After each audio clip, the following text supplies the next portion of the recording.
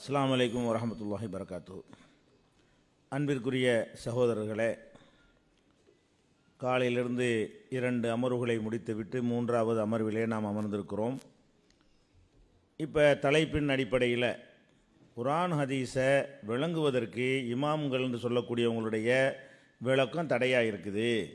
குர்ஆன் ஹதீஸை விளங்குறதுக்கு யாருடைய தயவும் தேவை கிடையாது, இமாம்களுடைய விளக்கம் தேவை கிடையாதுங்கிற தலைப்பில் விவாதித்து கொண்டிருக்கிறோம்.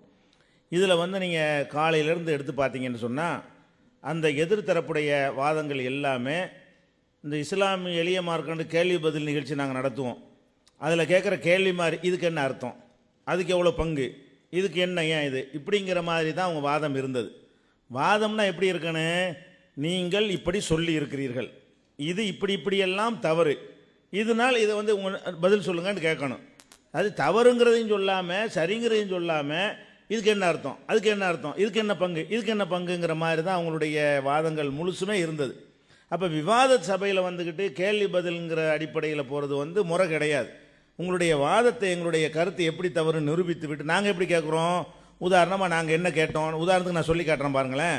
அதாவது லைலத்துல் கத்ர் இரவுங்கிறது எல்லா நாள்லையும் வரும், அபு ஹனீஃபா சொன்னார் அப்படின்னு இருக்குது. இது இந்த ஹதீஸுக்கு மாற்றமாக இருக்குங்க, அது விளக்கத்துக்கு பதிலாக குழப்பமாக இருக்குது அப்படின்னு சொல்கிறோம். இது வாதம், இது தப்புன்னு சொல்லி ஆர்குமெண்ட் பண்ணுறோம். இதுக்கு என்ன விளக்கம்னு உங்கள்கிட்ட கேட்கல, தப்பு, இந்த குழப்புதுன்னு சொல்கிறோம். அதே மாதிரி இப்னு அரபி அதையே சொன்னார், எல்லா நாள்லையும் லைலத்துல் கத்ரை பார்த்தேன்டாரு, இது குர்ஆனுக்கு ஹதீஸுக்கு மாற்றம்னு ஆர்குமெண்ட் பண்ணியிருக்கிறோம். அதே மாதிரி 27 தடவை லைலத்துல் கத்ருங்கிற வருது. ஒரு லைலத்துல் கத்ர் 9 எழுத்து, அதனால் 27 வருதுன்னு ஒருத்தர் சொன்னார், அபூபக்கர் வர்ராக்கர் சொன்னார். நீங்கள் இது என்ன, இது குர்ஆனா, இது ஹதீஸா, இது விளக்கமா, இப்படி தான் புரிந்து கொள்வதான்னு கேட்டோம். அப்போ இது குர்ஆன் ஹதீஸை விளங்குறதுக்கு தடையாக இருக்குன்றத சொல்கிறோம். அதே மாதிரி குன்ஃபயக்கூன்றது அல்லாஹ் விளங்காமல் சொல்லிவிட்டான், இல்லாத பொருளை பற்றி ஆகுண்டு இப்படி சொல்கிறது, இது சரியில்லைன்னு கசாலி சொன்னார். இப்போ குர்ஆனுக்கு எதிராக தான் பேசியிருக்கிறாரு, இது குர்ஆனுக்கு விளக்கமா, குர்ஆனுக்கு ஒத்து வருதா கேட்டோம். அதே மாதிரி ஜைனப் மீது அவதூறு சொல்லியிருக்கிறார், ரசூலுல்லாஹ் மேலே ரொம்ப அசிங்கமாக கேவலமாக எழுதி வைத்திருக்கிறார்கள், ஆதரிச்சிருக்கிறார்கள்னு சொன்னேன். ஆதரிக்கலைன்னு சொன்னாங்க, மாதிரி ஆதரிச்சாங்க, நிரூபிச்சிட்டேன். பகவிலை கூட அவங்க சொன்னபடி இல்லை, நோட்டில் தான் இருக்குங்கிற வரைக்கும் நிரூபித்து இதை சரி கண்டிருக்கிறார்கள். ரசூல் ஸல்லல்லாஹு அலைஹி வஸல்லம் கண்ணியத்தை கெடுக்கிற விதமாக எல்லா 7ஆம் வகுப்பில் நடத்தக்கூடிய பைலாவிலையும் 4ஆம் வகுப்பில் நடத்தக்கூடிய ஜலாலையிலையும் விரிவுரையாக மதிக்கக்கூடிய எல்லா தப்சீர்களையும் இப்படி தான் எழுதி வச்சுருக்கிறாங்கன்னு ப்ரூஃபோடு சொன்னோம். அப்படிலாம் கிடையாதுன்னு மறுத்தாங்க. அப்புறமேல எடுத்து போட்டோன்னு அதுக்கு பதிலே சொல்லலை. இப்படி ஆர்குமெண்ட் நாங்கள் அப்படி வச்சுருக்கிறோம். அதே மாதிரி ஒரு ரகாத்து வித்ர் தொழுவுற கிடையாது, நாங்கள் ஹதீஸில் இருக்காங்க, ஹதீஸுக்கு விளக்கமாக இருக்கா, ஹதீஸுக்கு மறுப்பாக இருக்கா, இது தலைப்பில் இல்லையா. ஒரு ரகாத் வித்ர் தொழுவக்கூடாதுன்னு ஒருத்தர் சொல்கிறாரு, வித்ர் தொழுவலாம்னு ஹதீஸ் சொல்லுதுன்னா ஹதீஸுக்கு மறுப்பாக இருக்கா, விளக்கமாக இருக்கா, இதுதான் கொஸ்டின். விளக்கமாக இல்லை, மறுப்பாக தான் இருக்குது. அதே மாதிரி மகரிபுக்கு முன் சுன்னத்து இல்லைங்கிறாரு, இருக்குன்னு ஹதீஸ் சொல்லுது, இது விளக்கமாக மறுப்பா அப்படின்னு கேட்டோம். அதே மாதிரி யூதர்களுக்கு விபச்சாரத்துக்கு தண்டனை இல்லைன்னு சொல்கிறாரு, ரசூலுல்லாஹ் கொடுத்துருக்காங்கன்னு வருது, இது விளக்கமாக மறுப்பா. நம்மளாம் எப்படி கேட்குறோம், ஒரு மறுப்பா விளக்கமானு காரண காரியத்தோட ஆர்குமெண்ட் வச்சு இது தப்புன்னு சொல்லி சொல்கிறோம். அதே மாதிரி மலை தொழுகைக்கு இல்லை அப்படின்னு சொல்கிறாரு, இருக்குன்னு ஹதீஸில் இருக்குது, இது இமாம்களுடைய விளக்கமாக, இது குழப்பமா அப்படின்னு கேட்குறோம். கிரகண தொழுகை இல்லைங்கிறாரு, ஆனால் இருக்குன்னு ஹதீஸில் இருக்குது, இது விளக்கமாக குழப்பமா அப்படின்னு கேட்குறோம். வாகனத்தில் வித்திரு தொழக்கூடாதுன்னு சொல்லியிருக்காரு, வாகனத்தில் ரசூலுல்லாஹ் வித்திரு தொழுதுருக்கிறாங்க, இது விளக்கமா, இது குழப்பமா, ஹதீஸுக்கு மாற்றமாக பேசுகிற விளக்கமாகுமா அப்படின்னு கேட்டோம். நடுத்தொழுக அசருன்னு ஹதீஸில் வரும்போது 19 கருத்தை சொல்லி ஹதீஸிலிருந்து அப்புறப்படுத்துகிறாங்களே, இது விளக்கமா குழப்பமா அப்படின்னு கேட்டோம். ருக்குல சுமாராக அந்த கை தொடுற அளவு குனிஞ்சா போதும், ஆனால் முதுகு தண்டு நேராக வரணும்னு ஹதீஸில் இருக்குது, அதுக்கு மாற்றமாக சொல்லியிருக்கிறாங்களே, இது விளக்கமாகுமா குழப்பமாகுமா அப்படின்னு நாங்கள் கேட்டோம். அது மாதிரி அத்தி என்றாலும் ஆலிவு என்றாலும் ஜெய்தூன் என்றாலும் என்ன விளக்கம் அப்படிங்கிறதுக்கு எல்லாருக்கும் தெரிஞ்சிருக்குது. இவங்க விளக்கங்கிற பேரில் அந்த பள்ளிவாசம், இந்த பள்ளிவாசம், அந்த ஊர், இந்த ஊருன்னு சொல்கிறாங்களே, இதெல்லாம் விளக்கமா, இது குழப்பமா அப்படின்னு நம்ம ஆதாரத்தோடு கேட்டு குழப்புறாங்கன்னு சொல்கிறோம். அதே மாதிரி ஃபிரௌன் முஸ்லீமுடைய இப்னு அரபி சொல்லியிருக்காருன்னு சொன்னோம், அதுக்கு ஆதாரம் கேட்டீங்க, பேப்பரையும் கொடுத்துட்டோம். இதிலிருந்து அவங்க ஒப்பந்தப்படி நடக்கலாம். அப்படி ஒரிஜினல் கொடுத்த பிறகு கொடுத்தது சரியா இல்லை, நாங்கள் அதுக்கு பதிலே ஒன்றும் சொல்ல காணா, அதுக்கு பேப்பர் வாங்கி வச்சுக்கிட்டு ஃபிரௌன் முஸ்லீம்னு சொல்லியிருக்கிறாரு, இது விளக்கமா, உலகத்துடைய அத்தனை உம்மத்துக்கும் சொல்லி அடிக்கடி சொல்லுவீங்களே, அனைவருக்கும் மாற்றமாக சொல்லிட்டாங்க, அனைவருக்கும் மாற்றமாக சொல்லிட்டாங்கன்னு, அனைவருக்கும் மாற்றமாக சொல்லியிருக்கிறாரு, இது விளக்கமாக குழப்பமா, குர்ஆனுக்கு மாற்றமாக சொல்லியிருக்கிறாரு அப்படின்னு கேட்டோம். அதுக்கு பதில் கிடையாது. அது மாதிரி அனரபுக்கும் லான்னு சொன்னது சரிதான், அவர் கரெக்டாக தான் சொல்லியிருக்கான் ஃபிரௌனு அப்படின்னு இப்னு அரபி சொல்லியிருக்கிறாரு, இது விளக்கமாக குழப்பமா, குர்ஆனுக்கு எதிரான போக்கா அப்படின்ற ஆதாரத்தோடு கேட்டோம். நம்ம கேட்டதெல்லாம் ஆர்குமெண்ட் அம்புட்டுமே தப்பு, இது குழப்பம் என்று நிரூபிக்கக்கூடிய வகையில் இதுக்கு என்ன அர்த்தம், அதுக்கு என்ன அர்த்தம், நீங்கள் சொன்ன மாதிரி என்ன செய்யலை, அசவுக்கு என்ன அர்த்தம், அதுக்கு என்ன அர்த்தம், இந்த வார்த்தைக்கு என்ன அர்த்தம் அப்படிலாம் நான் கேட்கல. இது தப்பு என்று காரண காரியத்துடைய விலைக்கு நீங்கள் ஆன்சர் பண்ணுங்கன்னு கேட்குறோம். அப்படி வாதம் பண்ணுறீங்க, ஒரு வாதம் கூட எடுத்து வைக்கல அந்த மாதிரி. அதுக்கப்புறம் வந்து சிலைகளை வணங்கக்கூடாதுன்னு சொன்னால் அதுக்கு அந்த அர்த்தம் இல்லை. அல்லாஹ் நாடினது வரைக்கும் கண்டுபிடிக்கிறார் கசாலி. அல்லாஹ் எதை நாடுகிறான் என்றால் தங்க வெள்ளியை தான் இந்த இடத்துல நாடுகிறான் அப்படிங்கிறாரு. அப்போ சிலைகள்ங்கிறது தங்க வெள்ளியை நாடுறாங்கிறது அது அர்த்தமா, இப்படி சொல்லலாமா, குர்ஆன் ஹதீஸுக்கு நேர் முரண் இல்லையாங்கிறத கேட்டோம். அதுக்கு சரியான பதில் கிடையாது. அதே மாதிரி சாவிங்கிற நூலில் வந்து மதுஹபை பின்பற்றாட்டி அவன் வந்து வழிகேடன்னு சொன்னதோடு மட்டும் இல்லாமல் சஹாபாக்கள் சொல்லையும் பின்பற்றக்கூடாது, குர்ஆனையும் பின்பற்றக்கூடாது, ஆயத்தையும் பின்பற்றக்கூடாது, சஹீஹான ஹதீஸையும் பின்பற்றக்கூடாது, மதுஹபை தான் பின்பற்றணும் அப்படின்னு சொல்வது எவ்வளோ அப்பட்டமான ஒரு குர்ஆனுக்கு எதிரான போக்கு. இதான் விளக்கமா?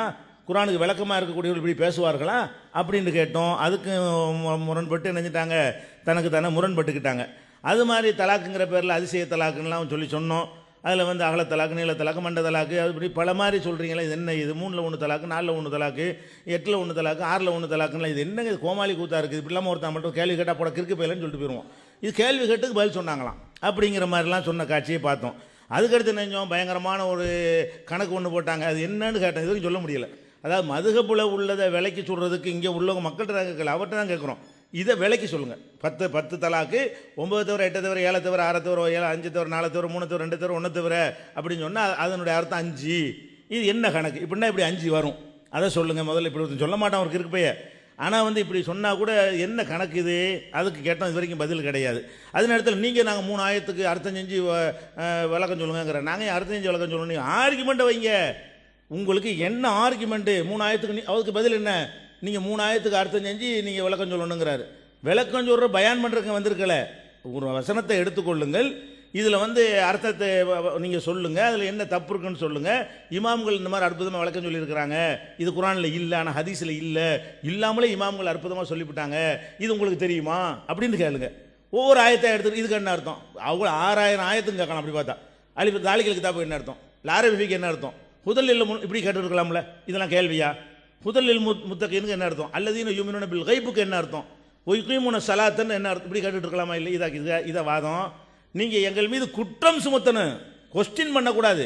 குற்றம் சுமத்தி அதில் கொஸ்டின் பண்ணணுமே தவிர இதுக்கு என்ன அர்த்தம், இதுக்கு என்ன அர்த்தம், இதுக்கு என்ன அர்த்தம், இதுதான் மொத்தத்தில் என்னஞ்சிருக்கு காலையிலேருந்து நடந்திருக்கு. நாங்கள் எப்படி கேட்குறோம்? பாயிண்டாக வச்சுருக்குறோம் ஒன்று ஒன்றா.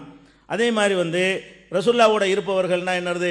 அபூபக்கர், இறக்கமுள்ளவர்கள்டா உமர், கடுமையானவர்கள்டா உஸ்மான், இப்படிலாம் இஷ்டத்துக்கு உளறி வச்சுக்கிறீங்களே, இது என்ன? இது குர்ஆனுக்கு விளக்கமா குழப்பமா அப்படின்னு கேட்டோம்.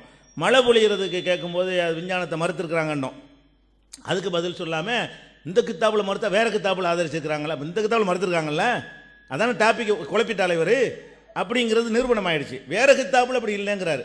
அதில் கஷாஃபு ஜமக்சரி நினைஞ்சிட்டார். அந்த காலத்திலேயே மழை எப்படி வானத்திலிருந்து மழை பொழிகிறத விஞ்ஞானத்தை அன்றைக்கே சொல்லிட்டாரு. கடைசியில் கஷாஃப்லேயும் அப்படி சொல்லலை. அதுவும் வந்து அப்படி தவறான தகவல். அவர் அப்படின்னு சொல்லலை.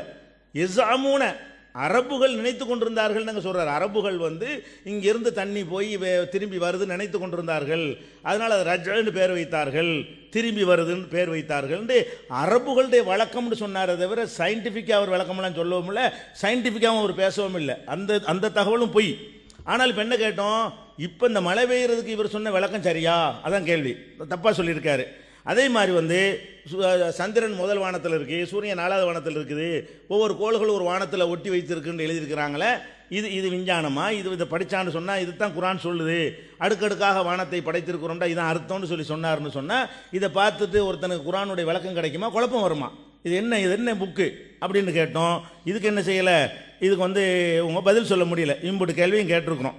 அதனால் வந்து நீங்கள் என்ன பண்ணுங்கள், இப்போவும் உங்கள்கிட்ட கேட்குறோம், நீங்கள் என்னென்னலாம் கேட்டீங்களோ அதை வந்து கேள்வியாக கேட்காம, உதாரணமாக கலாலான்னீங்க. கலாலாங்கிற 2 ஆயத்தில் வருது. அதில் நீங்கள் சொல்கிற அர்த்தம் என்ன, அது எந்த வகையில் சரி, நாங்கள் சொன்ன அர்த்தம் எந்த வகையில் தவறு, நீங்கள் எப்படி இமாமுடைய வழக்கத்தில் இதை பெற்றீங்க, இமாமுடைய வழக்கம் இல்லாமல் நாங்கள் என்ன தப்பு பண்ணிவிட்டோம் அப்படின்ட்டு ஆர்கியூமெண்ட் மக்கள்கிட்ட எடுத்து வச்சு அதை ஒரு விவாதத்துக்கு கொண்டு வந்தால் தான் அதுக்கு என்ன செய்யும், தீர்வு கிடைக்கும். அதே மாதிரி வந்துக்கிட்டு சாலிமுடைய சம்பவம், விவாதத்துக்குள்ள நுழைங்கிறாங்க. நுழைவோம், எடுத்து வைங்க. சாலிமுடைய சம்பவத்தை நீங்கள் என்ன சொல்ல வர்றீங்க, அதில் நாங்கள் என்ன சொல்கிறோம், நீங்கள் அது எப்படி தப்பு, அதை விளக்குனா தானே நாங்கள் கேள்வி கேட்க முடியும்.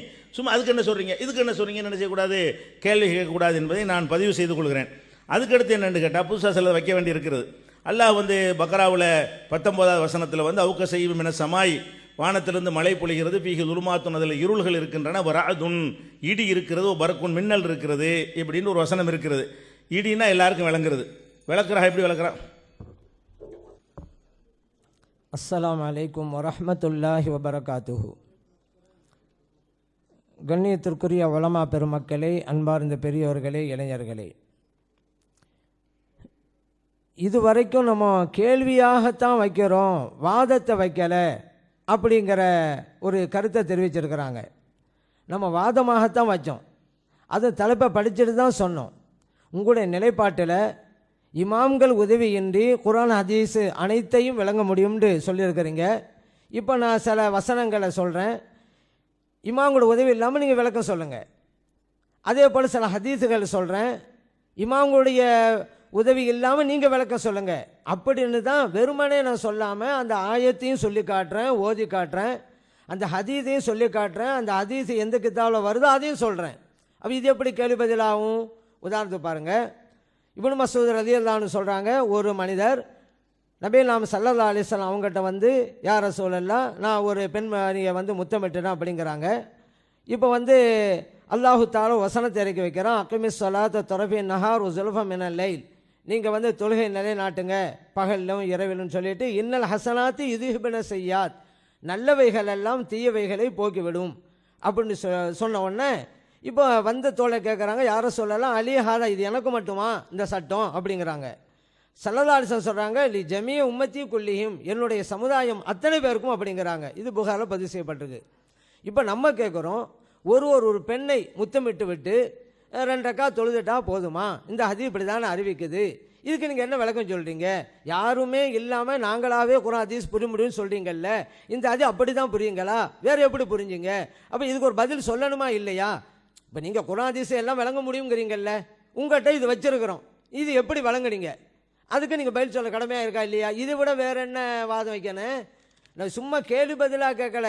அதே போல் பாருங்கள், அனஸ் ரலியல்லாஹு அன்ஹு அறிவிக்கிறாங்க, நபிகள் ஸல்லல்லாஹு அலைஹி வஸல்லம் அவர்கள் உம்மு ஹராம் ரலியல்லாஹு அன்ஹா அவங்களுடைய வீட்டுக்கு வருவாங்க. வரும்போதெல்லாம் உம்மு ஹராம் ரலியல்லாஹு அன்ஹா அவங்களுக்கு உணவு கொடுப்பாங்க. உம்மு ஹராம் ரலியல்லாஹு அன்ஹா உபாதத் பின் சாமித் ரலியல்லாஹு அன்ஹுடைய மனைவியாக இருந்தாங்க. இப்படி இருக்கும்போது ஒரு சமயம் நபிகள் ஸல்லல்லாஹு அலைஹி வஸல்லம் வந்தாங்க. உம்மு ஹராம் ரலியல்லாஹு அன்ஹா உணவும் கொடுத்தாங்க. பிறகு உட்கார்ந்தாங்க. உம்மு ஹராம் ரலியல்லாஹு அன்ஹா நபிகள் ஸல்லல்லாஹு அலைஹி வஸல்லம் அவங்களுடைய தலையிலே பெண் பார்த்தாங்க. இப்போ நபிகள் ஸல்லல்லாஹு அலைஹி வஸல்லம் தூங்கினாங்க. பிறகு விழித்தாங்க, சிரித்தாங்க. ஏன் சிரிக்குங்கன்னு உம்மு ஹராம் ரலியல்லாஹு அன்ஹா கேட்டாங்க.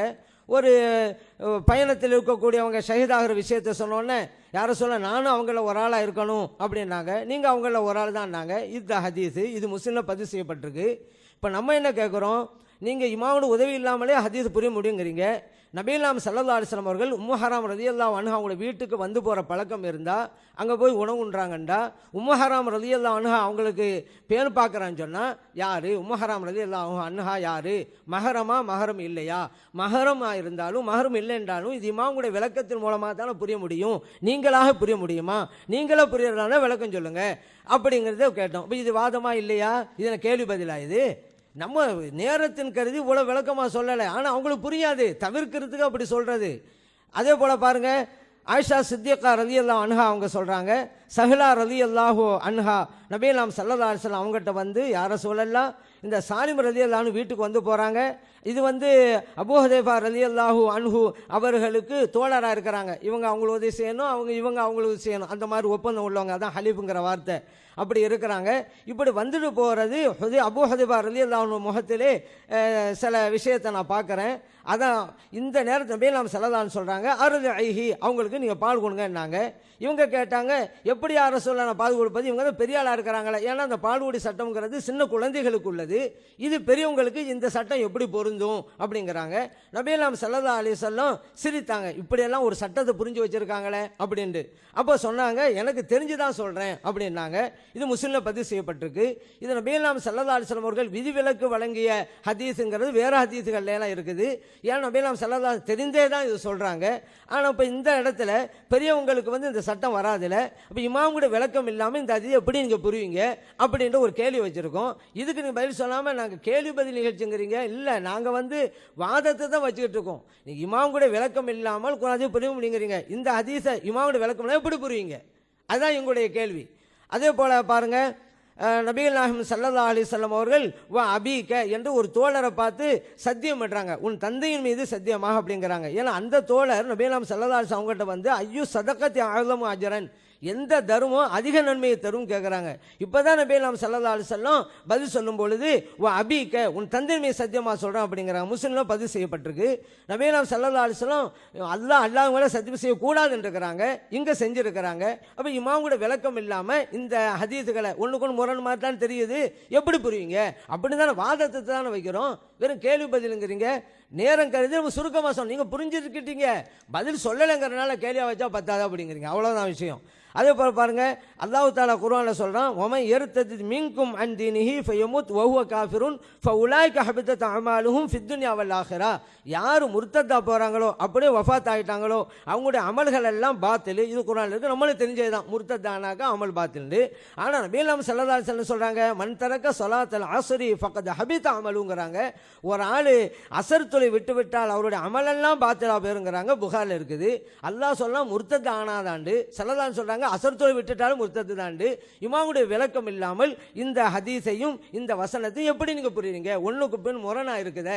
அசரை விட்டவன் வந்து காஃபிரா போயிட்டானா, அவன் முஸ்லீமா இருந்தால் எப்படி அமல் வந்து பாத்திலாகும் அப்படின்ட்டு இமாம்கள் உதவி இல்லாமலேயே புரிய முடியும் நீங்கள் சொன்னதுனால இப்படி ஒன்றுக்கு பின் முரணாக இருக்குது, எப்படி நீங்கள் புரிஞ்சுங்க அப்படின்னு கேள்வி கேட்டோம். இது வாதமா இல்லையா? ஆனால் இது நீங்கள் சொல்கிறீங்க இது வந்து கேள்வி பதில்னு சொல்லி, கிடையாது, வாதம் தான் வைக்கிறோம். நீங்கள் எப்போ இமாம்கள் உதவி இல்லாமல் எப்படி இதை புரிஞ்சுங்க சொல்லுங்கள். நாங்கள் இதாங்க ஒன்றுக்கு பின்னு முரணெல்லாம் இல்லைங்க, இதுக்கு இந்த அர்த்தங்க, அதுக்கு அந்த அர்த்தங்க சொல்லுங்களேன். ஏன் சொல்ல தயங்குறீங்க? நீங்களே விளக்கம் சொல்லுங்களேன். நீங்கள் சரியான விளக்கமாக இருந்தால் நாங்கள் ஒப்புக்கொள்கிறோம், சரி இமாமுடைய விளக்கம் இல்லாமல் இவங்கெல்லாம் புரியுறாங்கன்னு ஒப்புக்கொண்டுடுறோம். அதே போல் பாருங்கள், அத்தஹியாத் அமர்வில் எப்படி விரலை வைக்கணும் அப்படிங்கிற முறை போது ஹதீஸில் முஸ்லீம்லேயே பதிவு செய்யப்பட்ட ஹதீஸில் வருது, வகத சலாசத்தம் வஹம்சீன் அப்படின்னு வருது. 53 எப்படி எண்ணுவோமோ அந்த மாதிரி அப்படி வச்சாங்கண்டு. இந்த 53 அப்படிங்கிறது எப்படி புரிஞ்சுங்க? குர்ஆன்லேருந்து புரிஞ்சுங்களா, ஹதீஸ்லேருந்து புரிஞ்சுங்களா, சலாசல சொல்லி தந்தாங்களா? 53 அப்படி தாண்டி எப்படி புரிஞ்சுங்க சொல்லுங்கள். நாங்கள் இமாமோட உதவி இல்லாமல் நாங்கள் இது இப்படி புரிஞ்சிட்டோம்னு சொல்லுங்களேன், நாங்கள் ஒப்பு கொண்டு போய்கிட்டே இருக்கிறோம். அதைத்தான் நாங்கள் கேள்வி கேட்குறோம். ஆனால் நீங்கள் என்ன சொல்கிறீங்க, கேள்வியாக வச்சுட்டு போகிறோங்கிறீங்க. கேள்வினா வாதத்துக்குரிய கேள்வி தான், எப்படி புரிஞ்சுங்கிறது தான் கேள்வி. அது கூட கேட்காம இருந்தால் நீங்கள் ஹதீஸை தானே சொன்னீங்க, இதுக்கு விளக்கம் தாங்கண்டா கேட்டீங்கன்னு தானே சொல்லுவீங்க. அதனால் ஹதீஸை சொல்லி விளக்கம் கேட்குறோம். இமாம்கள் உதவி இல்லாமலே இங்கே புரிய முடிய. இப்போ இதுக்கெல்லாம் என்ன விளக்கம் அப்படின்னு நம்ம கேட்டுக்கிறோம். இப்போ வல் ஃபஜ்ரி வலையாலின் ஆஷரின் 10 இரவுகள் மீது சத்தியமாகங்கிறான். 10 இரவுகள் என்று எதை நீங்கள் புரியுறீங்க? அப்போ ஒன்று இது வரைக்கும் நான் முடிவு எடுக்கல அப்படின்னு சொல்லுங்கள். இல்லை முடிவு எடுத்துறோம்னு சொன்னால் இதுதான் ஆதாரம் சொல்லுங்கள். குர்ஆனில் இப்படி வந்திருக்கு, ஹதீஸில் இப்படி வந்திருக்கு, அதை வச்சு தான் நாங்கள் சொல்கிறோம் சொல்லுங்கள். அல்ல இது வரைக்கும் எங்களுக்கு தெரியலைன்னு சொல்லுங்கள். அப்படியா சொல்லணும். அதுவும் இல்லாமல் நீங்கள் வந்து கேள்வி ஆகிறீங்கிறீங்க, நான் விளக்க தான் கேட்குறேன். இமாமுடைய உதவி இல்லாமல் குர்ஆன் ஹதீஸை புரிய முடியுங்கிறீங்க. இப்போ இது வரைக்கும் மொழிபெயர்த்து இருக்கிறீங்க. இப்போ வளையாளி 10 இரவுமே சத்தியமான இது வரைக்கும் எதுன்றே தெரியாதா? இது வரைக்கும் தெரிஞ்சு சொன்னால் இங்கே இந்த சபைக்கு சொல்ல வேண்டியதானே? மற்றவங்களாம் நினைப்பாங்கல்ல தெரிஞ்சுட்டு. கலாலா விஷயத்தில் என்ன ஒரு கேள்வி தாங்கிறீங்க. நல்லா சுட்டி காட்டணும். உங்களுடைய தர்ஜமாவில் இப்படி எழுதியிருந்தீங்க, இன்னைக்கு இப்படி சொல்கிறீங்க, அப்படிலாம் சுட்டி காட்டணும். அப்போ ஏற்கனவே எழுதுனது என்ன தப்பு தானா அப்படின்னு கேட்டோம். அதே போல் அந்த சம்பந்தப்பட்ட வசனத்தை வந்து மாற்றப்பட்டு விட்டதுன்னு நீங்க இப்ப என்ன நிலைப்பாட்டில் இருக்கிறீங்க அப்படிங்கிறதுக்கு நீ பதில் சொல்லுமா இல்லையா? அது ஒரு கேள்வி பதிலா? அது விளக்கமாக தானே சொன்னோம். முன்னாடி இப்படி ஒரு நிலைப்பாடு, இப்போது நிலைப்பாடு ஏன் அப்படின்னு தானே கேட்டோம். அதே போல இல்லல்லதீன யூலூன மின் நிசாஹிம் தரப்புஸ் அர்பஅத் அஷ்ஹுர், அதில் கூட உங்களுடைய தர்ஜமாலையும் எழுதி இருக்கிறீங்க. அதை வச்சு தான் கேள்வி. உங்களுடைய தர்ஜமாலை இல்லாததெல்லாம் கேள்வி கேட்கல, எல்லாம் உங்களை தர்ஜமாலை வச்சு நீங்கள் மிஸ்டேக்காக வழங்கிருக்கீங்க. அப்படி ஒரு சில விஷயங்கள் நீங்கள் விளங்கினது எங்கேயுமா உங்களுடைய கருத்தை வச்சு தான் அதை மக்களுக்கு வந்து பகிரங்கப்படுத்துங்கிறனால தான் இந்த விவாதம் நடந்துக்கிட்டு இருக்கு. இப்போ நீங்கள் அந்த நேரத்தில் இப்போ நான் என்ன கேட்டோம், யாரும் உதவி தேவையில்லை புரிய முடியும்னு சொன்னாக்கா, அவர் 4 மாதத்தில் வந்து அவர் வாபஸ் வாங்கலை சொன்ன கருத்தை, உடலூர் சம்மந்தம் சொன்ன கருத்தை, பிறகு தலா கொடுக்கணும், தலாக்கும் கொடுக்கல. இப்போ நிலைமை என்ன? தலா கொடுத்தா தான் தலாக்கா, இல்லைன்னா ஆட்டோமேட்டிக்காக தலாக்கா அப்படின்னு நம்ம கேட்டோம். கோபத்தை சொன்னாதான் இந்த சட்டம் வருமா, அல்லது வேற ஒரு காரணத்தினால, கோபமெல்லாம் இல்லை, ஒரு உடல் நலத்தினால இப்படி சொன்னார், அப்போ இந்த சட்டம் வருமானு கேட்டோம். அப்போ 4 மாதத்துக்கு பிறகு அவர் தலா கொடுத்தால் அந்த தலாக் ரஜஅய்யத்தான தலாக்கா இல்லையா, திரும்ப வாபஸ் பெறுகின்ற தலாக்கா அல்ல முடியாத பாயினான தலாக்கான்னு கேட்டோம். இதுவெல்லாம் இந்த வசனம் சம்பந்தப்பட்டதானே. இமாம்களுடைய விளக்கம் இருந்தால் இதுக்கெல்லாம் பதில் இருக்கிறது. அதுக்காக தான் கேட்குறோம். இமாம்களோட விளக்கம் என்ன? இப்போ நான் கேட்ட கேள்விக்கெல்லாம் பதில் இருக்குது. இமாம்கள் தேவையில்லை அப்படின்னு சொன்னால் நான் கேட்ட கேள்விக்கு பதில் சொல்லுங்கள், இந்த வசனத்தை வச்சு சொல்லுங்கள், இதுக்கெல்லாம் எங்கள் இமாமை நாங்களும் பதில் சொல்கிறோம் அப்படின்னு சொல்லுங்கள். அது விட்டு கேள்வியாக கேட்குறேங்கிறீங்க. அல்லஹஜ் அஷூரு மாலுமாத்துன்னு கேட்டோம். நீங்கள் உங்களுடைய இதிலேயே சொல்கிறீங்க ஹஜ்ஜுடைய மாதங்கள் என்பதை அதை சில மாதங்களை குறிப்பிட்டுட்டு துல்ஹஜ் இப்படியெல்லாம் குறிப்பிட்டுட்டு இது நபிகள் நாயகத்தின் விளக்கத்தை ஏற்பவர்களால் தான் கூற முடியுங்கிறீங்க. அப்போ இந்த 3 மாதமும் ஷவ்வால், துல்கதா, துல்ஹஜ் நபிகள் ஸல்லல்லாஹு அலைஹி வஸல்லம் விளக்கத்தின் மூலம் கிடைத்ததாக கூறியிருக்கிறீங்க. அப்போ சொல்ல வேண்டியதானே, தர்ஜுமா நீங்கள் எழுதியிருக்கீங்கல்ல.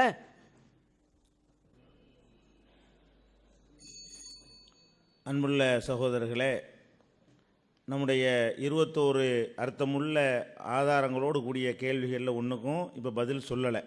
முன்னரும் சொல்லலை, இது இப்போவும் சொல்லவில்லை.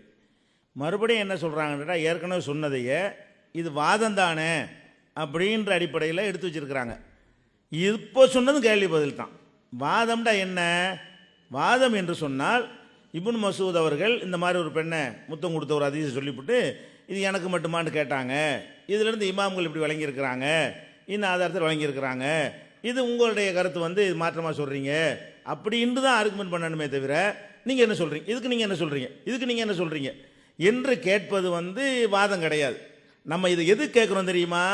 இமாம்களுடைய விளக்கத்தை நீங்கள் சேர்த்து சொன்னாதான் இமாம்கள் ஹதீஸின் அடிப்படையில் அந்த விளக்கத்தை சொல்வார்களே, ஆனால் அது அவர்கள் விளக்கம் இல்லை, ஹதீஸில் இருந்து அதை எல்லாரும் விளங்கலாம் என்று சொல்லிவிடுவோம். இமாம்கள் அகராதி அடிப்படையில் அந்த விளக்கத்தை சொல்லியிருப்பார்களே, ஆனால் அகராதி தான் அங்கே விளக்கியிருக்கே தவிர இமாம்கள் விளக்கவில்லை. அதுக்கு தான் கேட்குறோம், சேர்த்து சொல்லுங்கன்னு. எதுக்கு இதை கேட்குறோம்? இமாம்கள் சொன்னாங்கங்கிறீங்க, இமாம்கள் இதுக்கு ஏதாவது விளக்கம் சொல்லி ஒரு ஆயத்தை சொல்லியிருந்தாங்கன்னா அதுக்கு பொருந்தின ஆயத்து தான் அது விளக்குது. ஹதீஸை காட்டினார்னா அந்த ஹதீஸ் தான் அதை விளக்குது. அதே மாதிரி அகராதி நூலில் அப்படி இருக்குன்னு காட்டினாரே, ஆனால் விளக்குறது இப்போ அகராதி தான். அகராதி எடுத்து காட்டுறார் இவர், அப்படி வந்துவிடும். சுயமாக சிந்திச்சவர் சொன்னாரே, ஆனால் அதுக்கு அதில் கிரவுண்ட் இருக்குதா, அவராக உளறி இருக்காரா, எல்லாம் அம்பலமாகிறதுக்கு தான் வாதமாக வைங்கன்னு கேட்குறோம். வாதமாக வைங்கன்னு கேட்டால் இமாம்கள் இதுக்கு இந்த மாதிரி சொன்னார்கள், நீங்கள் நீங்கள் இமாம்கள் துணை இல்லாமல் நீங்கள் அதை விளக்குங்கன்னு கேளுங்க. இமாம்கள் சொன்னது ஹதீஸில் சொன்னால் அது ஹதீஸில் உள்ளது நாங்கள் எடுத்து காட்டிடுவோம். மறுபடியும் என்ன செஞ்சிருவீங்க, இமாம்கள் விளக்கம் தேவையில்லை நிரூபணம் ஆயிரும். அகராதிலேருந்து எடுத்திருப்பார்களே, ஆனால் அகராதியில் உள்ளதை நாங்கள் இது இமாமை இல்லாட்டாலும் அகராதி இன்னைக்கு எடுத்து பார்த்து யாரும் சொல்லலாமே என்று சொல்லுவோம். அதை நிறுவுவதற்கு தான் நாங்கள் என்ன செய்கிறோம், இதை வாதமாக வைங்கிறோம். திரும்ப உங்கள் நிலை என்னன்னு மட்டும் கேட்குறீங்க. நீங்கள் உங்கள் நிலை என்னன்னு சொல்லி இதுதான் சரியான விளக்கம் என்று சொல்லி இது இமாம்களால் தான் கொடுக்க முடியும், நீங்கள் இமாம் தயவு இல்லாமல் கொடுங்க நீங்கள்ட்ட கேட்கணும். அதுதான் வாதம்னு சொல்கிறேன். இப்போவும் நீங்கள் என்ன செய்கிறீங்க என்று கேட்டால் அந்த கேள்வி விவரித்து கேட்டிருக்கீங்களே தவிர வாதமே வைக்கல, மறுபடியும் கொஸ்டின் தான் பண்ணுறீங்க. நாங்கள் எப்படி பண்ணுறோம், இந்த ஆயத்தை ஷஹ்ரு ரமதான் என்று இருக்கிறது, அதே மாதிரி இன்னும் அன்சல்னாஹு ஃபீ லைலத்துல் கத்ர்ன்னு இருக்கிறது, தெளிவாக ரமலானில் லைலத்துல் கத்ர் வரும் என்று தெரிகிறது. அதை மாற்றி இவர் தப்பாக சொல்கிறாரு, இப்படி டிக்ளேர் பண்ணுறோம். இது தப்பு, இது ரைட் அப்படி சொல்கிறோம். அதான் வாதம் என்பது. வாதம் என்று சொன்னால் அது சரி இது தவறு என்று ரெண்டையும் இணைத்து சொன்னாதான் அந்த இமாம்களுடைய லட்சணமும் மக்களுக்கு தெரியணும்ல. இமாம்கள் இதுக்கெல்லாம் என்ன விளக்கம் கொடுத்துருக்குறாங்க, அது குரானில் உள்ள விளக்கமா இல்லாத விளக்கமா விட்டு அடித்த விளக்கமா, அது என்னங்கிறதெல்லாம் மக்களுக்கு வரணுமா இல்லையா? அதுக்கு தானே விவாதம் பண்ணிகிட்டு இருக்கிறோம். அப்போ தானே இமாம்களுடைய விளக்கம் முட்டுக்கட்டையாக இருக்குதா அல்லது துணையாக இருக்குதா நிரூபணமாகும். அதனால் நீங்கள் திரும்பவும் சொல்லுகிறோம், இப்போ நீங்கள் 10 விஷயம் ஏற்கனவே சொன்னதை 10 விஷயத்தை சொல்லியிருக்கிறீங்க, குறித்து வச்சுருக்கிறோம். இதை ஒன்றா எடுத்துக்கொண்டு ஆர்குமெண்ட்டாக வைங்க. முதல்ல ஒரு எதை விரும்புகிறீங்களோ அந்த வைங்க. இப்னு மசூத் முத்தம் கொடுக்குற எடுத்துக்கிட்டீங்களா, இது இப்படி இருக்குதுங்க, இதுலேருந்து இது விளங்குதுங்க, இது விளங்கலைங்க, இதை பார்த்தா யாருக்குமே குழப்பம் தாங்க வருது, ரசூலுல்லாஹ் அவர் விளக்கலைங்க, இது இமாம் விளக்கிட்டாருங்க அப்படின்னு சொல்லுங்கள். நாங்கள் என்ன செய்கிறோம், அதில் நாங்கள் எப்படி விளக்குறோம், அது இமாம் எப்படி தப்பு செஞ்சாரோ அவர் ரைட்டு செஞ்சார் நாங்கள் விளக்குறோம். இப்படி ஒவ்வொரு பாயிண்டாக நீங்கள் விளக்கணுமே தவிர விளக்கி என்ன செய்யணும், கொஸ்டின் பண்ணணுமே தவிர திரும்பவும் இதுக்கு உங்கள் நிலை என்ன, உங்கள் நிலை என்னன்னு கேட்டால் என்ன, இது வாதம் பண்ணுற முறை கிடையாது. இது கேள்வி பதில் தான். திரும்பவும் கொஞ்சம் விவரமாக கேள்வி பதில் கேட்டிருக்கிறீங்க. முதல் ஷார்ட்டாக கேட்ட கேள்வியை கொஞ்சம் விரிவாக கேட்டிருக்கீங்களே தவிர ஆர்குமெண்ட்டுங்கிறது நீ சொல்கிற தப்பு நான் சொல்கிற ரைட் அப்படி ஒன்றா சொன்னீங்களா? உங்கள் இந்த இலாஹுக்கும் உங்கள் அர்த்தம் சரிதான், இது எங்கேருந்து எடுத்தீங்கன்னு தான் கேட்குறீங்க. தப்பு நீ செஞ்சது அப்படியாவது சொல்லணும். அப்படி சொன்னால் கூட இந்த தலைப்புக்கு வராது, அப்படி கூட சொல்லிக்கிறீங்க நீங்கள். நாங்கள் அப்படி கேட்க மாட்டோம். உங்கள் இது தப்பு, எங்கள் இது ரைட்டு அப்படி ஆர்குமெண்ட் பண்ணணுமே தவிர திரும்ப திரும்ப கேள்வியை கேட்டால் இது என்னங்கிற நாங்கள் எப்படி கேட்குறோம், பாயிண்ட்டாக நீங்கள் சொன்ன அப்படி தப்புன்னு போல்ட்டாக சொல்கிறோம். இந்த 21 நீங்கள் தப்பு பண்ணிட்டேங்கிறோம். இது வரைக்கும் எடுத்து வச்சதில்லை, இன்னும் எடுத்து வைக்கிற அத்தனையும் காட்டி தப்புன்னு தான் சொல்லுவோம். அப்படி சொல்லுங்கள் விவாதத்தை. அடுத்ததாக இப்போ நமக்கெல்லாம் தெரிஞ்சு சில விஷயங்கள்லாம் எடுத்து வைக்க வேண்டியிருக்கு. திரும்பவும் அதை சொல்கிறேன், இந்த வாதத்தில் எடுத்து வச்சதை தெளிவாக வச்சு உங்கள் நிலையை நிறுவுங்க. அடுத்து நாங்கள் சொன்னதுக்கெல்லாம் நீ பதில் சொல்ல வேண்டியிருக்கு, அதையும் சொல்லுங்கள். குறிப்பாக இப்னு அரபியில் இருந்து கசாலியிலேருந்து அனைத்துக்கு நீ என்ன செய்யணும், பதில் சொல்லணும். அத்தியிலேருந்து ஜெய்தூன் ஆலிவுலேருந்து எல்லாம் சொல்லணும். அடுத்து என்னென்னு கேட்டால், நமக்கெல்லாம் தெரிஞ்ச ஒரு ஹதீஸ் இருக்குது. எந்த வீட்டில் நாய் இருக்கிறதோ, உருவப்படங்கள் இருக்கிறதோ, அங்கே வந்து மலக்குகள் வரமாட்டாங்க, எல்லாருக்கும் விளங்கிரும். யார்ட்டையாவது குழந்தைகிட்ட போய் சொன்னால் கூட நாய் இருக்கிற வீட்டுக்கு வரமாட்டாங்க, உருவப்படங்கள் இருக்கிற வரமாட்டாங்க. கொஞ்சம் ஓரளவுக்கு விவரம் தெரிஞ்சவர்கிட்ட கேட்டோம்னா அதுக்கு விதிவிலக்கு சிலது இருக்குது, அதெல்லாம் சேர்த்து கூட சொல்லிடுவார், புரிஞ்சுக்கிடுவார். இது பளிச்சுன்னு வழங்குதா இல்லையா? இவர் கசாலி இமாம் கல்விக்கு அறிவு கடல் இருக்கார் பாருங்க, அவர் என்ன சொல்கிறாருன்னு கேட்டால், அதுக்கு இது நாய் நுழைய மாட்டான், நாய் இருக்கிற வீட்டுக்கு வரமாட்டாங்கன்னா என்ன தெரியுமா? நாய்ங்கிறது வந்து கெட்ட குணம். நாய்னா என்னது? கெட்ட குணமா நாய்க்கு அர்த்தம். வீடு என்பது கல்பு. எந்த கல்புல கெட்ட குணம் இருக்குதோ அங்கே மலக்கு வர, இதுக்கு அர்த்தமா. எந்த வீட்டில் நாய் இருக்கிறதோ மலக்கு வரமாட்டாங்கிறது எல்லாருக்கும் என்ன அர்த்தம் வழங்குது? சாதாரண மக்கள்லேருந்து எல்லாருக்கும் என்ன வழங்கு? நாய் வச்சுக்கிற கூடாது, நாய் வச்சுக்கிற கூடாது, விதிவிலக்க வேட்டை நாய், பாதுகாப்பு நாய் வச்சுக்கலாம், அது வேற வச்சு கொண்டு விளங்கிக்கலாம். நாய்க்கு நாய் தானே, மலக்குக்கு மலக்கு தானே, வீடுக்கு வீடு தானே, அப்படி தானே விளங்கணும். இவர் அறிவு கூடல் என்ன விளக்குறாருன்னு கேட்டால் அது அந்த அர்த்தம் இல்லை. என்ன அர்த்தமா? ஒல் கல்பு பை துன்ஹோ மன்சிலுல் மலாய்க்கா, கல்புங்கிறது தான் மலக்குகள்லாம் இறங்கக்கூடிய ஒரு மன்சிலாக இருக்கிறது. அதில் வந்து அவங்க தங்கக்கூடிய இடமாக மஹல்லு இஸ்திக்ராரிஹிம், அவங்க தங்கக்கூடிய இடமாக இருக்கிறது. ஒஸ் சிஃபாத்து ரதியத்து மிசல் கலபி ஒல் ஷஹவத்தி ஒல் ஹக்தி ஒல் ஹசதி ஒல் கிபரி ஒல் அஜபி வஹவாத்தியா, இது மாதிரியான, அதாவது கோபம், ஆசை, பொறாமை, கபடம், பெருமை, ஆணவம், இது போன்றவைகள் எல்லாம் கிலாபுன் நாய்கள். இந்த நாய்களை கொண்டு வந்து இந்த வீட்டுக்குள்ளே விட்டுறாது தத்துவம். அப்போ வந்து இப்போ நாய் வளர்க்குறது கூடுமா கூடாதான்னு இந்த அதிசயம் ஆதாரம் காட்டணும்னு வைங்களேன். இல்லை, அந்த அர்த்தம் இல்லையே, நாயெல்லாம் வச்சுக்கலாமா, நாய்க்கு நாயின்ற அர்த்தம் அப்படின்னு சொல்லிட்டு போயிட்டா என்னவாகும்? அப்படி சொல்கிற இது விளக்கமா, இது குழப்பமா? அல்லாஹ்வுடைய ரசூல் இதைத்தான் சொன்னாங்களா, வேற எதுவும் சொன்னாங்களா? எவ்வளோ சம்பவங்கள் மேற்கொண்டு அதிசயங்கள்லாம் இதில் விளக்குறது. இந்த மாதிரி எல்லாம் வந்து விளக்கம்ங்கிற பேரில் குழப்பி இருக்கிறத பார்க்குறோம். இது 22வது பாயிண்டாக எடுத்து வச்சுருக்கிறோம். 23வதாக நம்ம என்ன சொல்கிறோம்னு கேட்டால், அந்த வானத்தில் வந்து மழை பெய்யுது, இருள்கள், இடி மின்னல்லாம் இருக்குன்னு இருக்கு. இடின்னா எல்லாருக்கும் தெரியும் இடின்னா என்னன்னு சொல்லி. இடிக்கு விளக்கம் கொடுக்குறாங்க. இடின்னா என்ன தெரியுமா? இடின்னு சொன்னால் மலக்குகளுடைய சத்தம். மலக்கு சத்தம் போடுவாங்களாம், பயங்கரமாக சத்தம் போடுறாங்க பாருங்க. எதுக்கு சத்தம் போடுறாங்கன்னு சொல்லல அவர். மலக்கு அங்கேருந்து கத்துவாங்களாம், ஓண்டு கத்தும்போது இடியா நமக்கு சத்தம் கேட்குமா. அதே மாதிரி மலக்கு பெருமூச்சு விடுவாராம். எதுக்கு பெருமூச்சு விடுறாரு மலக்குன்னு தெரியல. அது மலக்கு பெருமூச்சு விடுறதா மின்னல் வர்றது. மழை இருக்குல்ல, மழைன்னா என்ன தெரியுமா உங்களுக்கு? மலக்குலாம் அழுவாங்களா தான். அதாவது அல்லாஹ் என்ன சொல்கிறான், வானத்திலேருந்து மழை பெய்யுதுங்கிறான், அதில் இடியும் இருக்குது, மின்னல் இருக்குங்கிறான். இது உலக மக்கள் அத்தனை பேருக்கும் சொன்னோன்னே விளைக்கிறோம். முஸ்லீம் அல்லாத ஒரு ஆள்கிட்ட போய் சொன்னால் கூட என்ன செய்யும்? மேகத்தில் மழை இருக்கிறது, மின்னல் இருக்குது, இடி இருக்கிறது, சரிங்கன்றுவான். அந்த அர்த்தம் இல்லை. என்ன அர்த்தம்? மலக்கு சத்தம் போடுறது, மலக்கு பெருமூச்சு விடுறது. மழைன்னா என்ன அர்த்தம்? மலக்கு உட்காந்து அழுதுட்டு இருப்பாரு. மலக்கு அழுதால் என்னவாயிரும்? மழை பெஞ்சிரும். இதானா? இது எங்கேருந்து எடுத்தீங்க இந்த அர்த்தம்? இது குரானில் உள்ள அர்த்தமா? இது ஹதீஸில் உள்ள அர்த்தமா? அல்லது ரிசர்ச் பண்ணி ஆராய்ச்சி பண்ணி எடுத்த ஜமக்ஷரி இமாம் மாதிரி விஞ்ஞானத்தை ஆராய்ச்சி பண்ணி எடுத்த கண்டுபிடிப்பா? அப்போ குரான் ஹதீஸை விளங்குறதுக்கு தடையாக இருக்காங்களா இல்லையா? குழப்புறாங்களா இல்லையா? நேரடியாக தெளிவாக விளங்குதில்ல. இந்த ஆளுக்கு விளக்கம் சேர்ந்தவனு குழப்புதில்ல, விளக்கம்னு சேர்ந்தவனு குழம்பி போயிடுது. இப்போ மழையை கூட மழைன்னு விளங்க முடியாமல் ஆக்கிடுறாங்க. அதை சாதாரணமாக தெரிஞ்ச ஒரு விஷயத்தை மழை கிடையாது, இடி கிடையாது, இடி கிடையாதுன்னு அது விளக்கமா?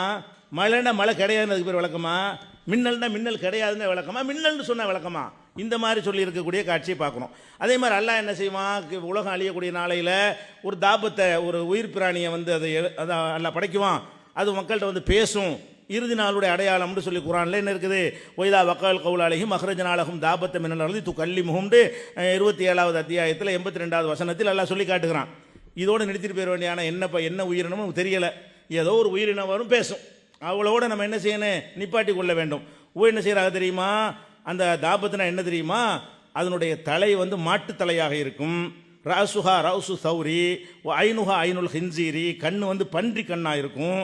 உதுனுஹா உதுனு ஃபீலின், காது வந்து யானைக்காதாக இருக்கும். கர்ணுஹா கர்ணு ஐலின், கொம்பு வந்து மான் கொம்பாக இருக்கும். சதுருஹா சதுரு அசதின், நெஞ்சி வந்து சிங்கத்து நெஞ்சாக இருக்கும். லவுனுஹா லவுனு நம்ரின், கலர் வந்து சிறுத்த கலராக இருக்கும். ஹாசிரத்துஹா ஹாசிரத்து ஹிர்ரின், இடுப்பு வந்து பூனை இடுப்பாக இருக்கும். தனப்புஹா தனப்பு கபிஷின், அதனுடைய வாள் வந்து ஆட்டு வாளாக இருக்கும். கவாயிமுகா கவாயிமு பயிரின், அதனுடைய கால்கள் வந்து ஒட்டகத்தினுடைய கால்களாக இருக்கும். ஒவ்வொரு கால்குடைய தூரம் வந்து 12 முழமாக இருக்கும். மாக அசா மூசா, அந்த பிராணி வந்து மூசாவுடைய கைத்தறியை வச்சிருக்கும், ஹாத்தமு சுலைமானுடைய மோதிரத்தையும் வச்சிருக்கும். ஒவ்வொரு மூமினையும் பார்க்கும் பொழுது ஒரு குத்தும் அசாவை கொண்டு மூஞ்செல்லாம் பிரகாசமாயிரும். இப்படின்னு எதுக்கு தாபத்துள்ளாரில் அனுப்புவோம், அது பேசும்னா பளிச்சுன்னு விளங்குது. இது என்னதுக்கு உலகத்தில் அத்தனை பிராணி அனிமலை எடுத்து ஜூவில் போய் பார்த்துட்டு வந்து ஒவ்வொரு இடமா பார்த்து புராணங்களில் கற்பனை பண்ணுவாங்கல்ல, இது விளக்கமா? இது என்னங்கிற தமாசா? அல்லாஹ்வுடைய ஆயத்தை வந்து கேலிக்குரியதாக ஆக்கி விட்டார்கள் வருத, அது தெரியல உங்களுக்கு? இது கேலி செய்கிறாங்கன்னு விளங்கல. இது யார் சொன்னா?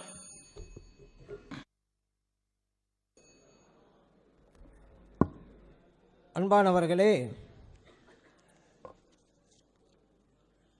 ஜெய்னப் ரலியல்லாஹு அன்ஹா அவங்க விஷயமாக அந்த தப்சீரில் இருக்குது. நீங்கள் மர்சாவில் ஓதி கொடுக்குற தப்சீர் ஜலாலில் அப்படி தான் இருக்குன்னாங்க. ஜலாலில் என்ன இருக்குது? அதான் இப்போ எடுத்துருக்கிறேன்.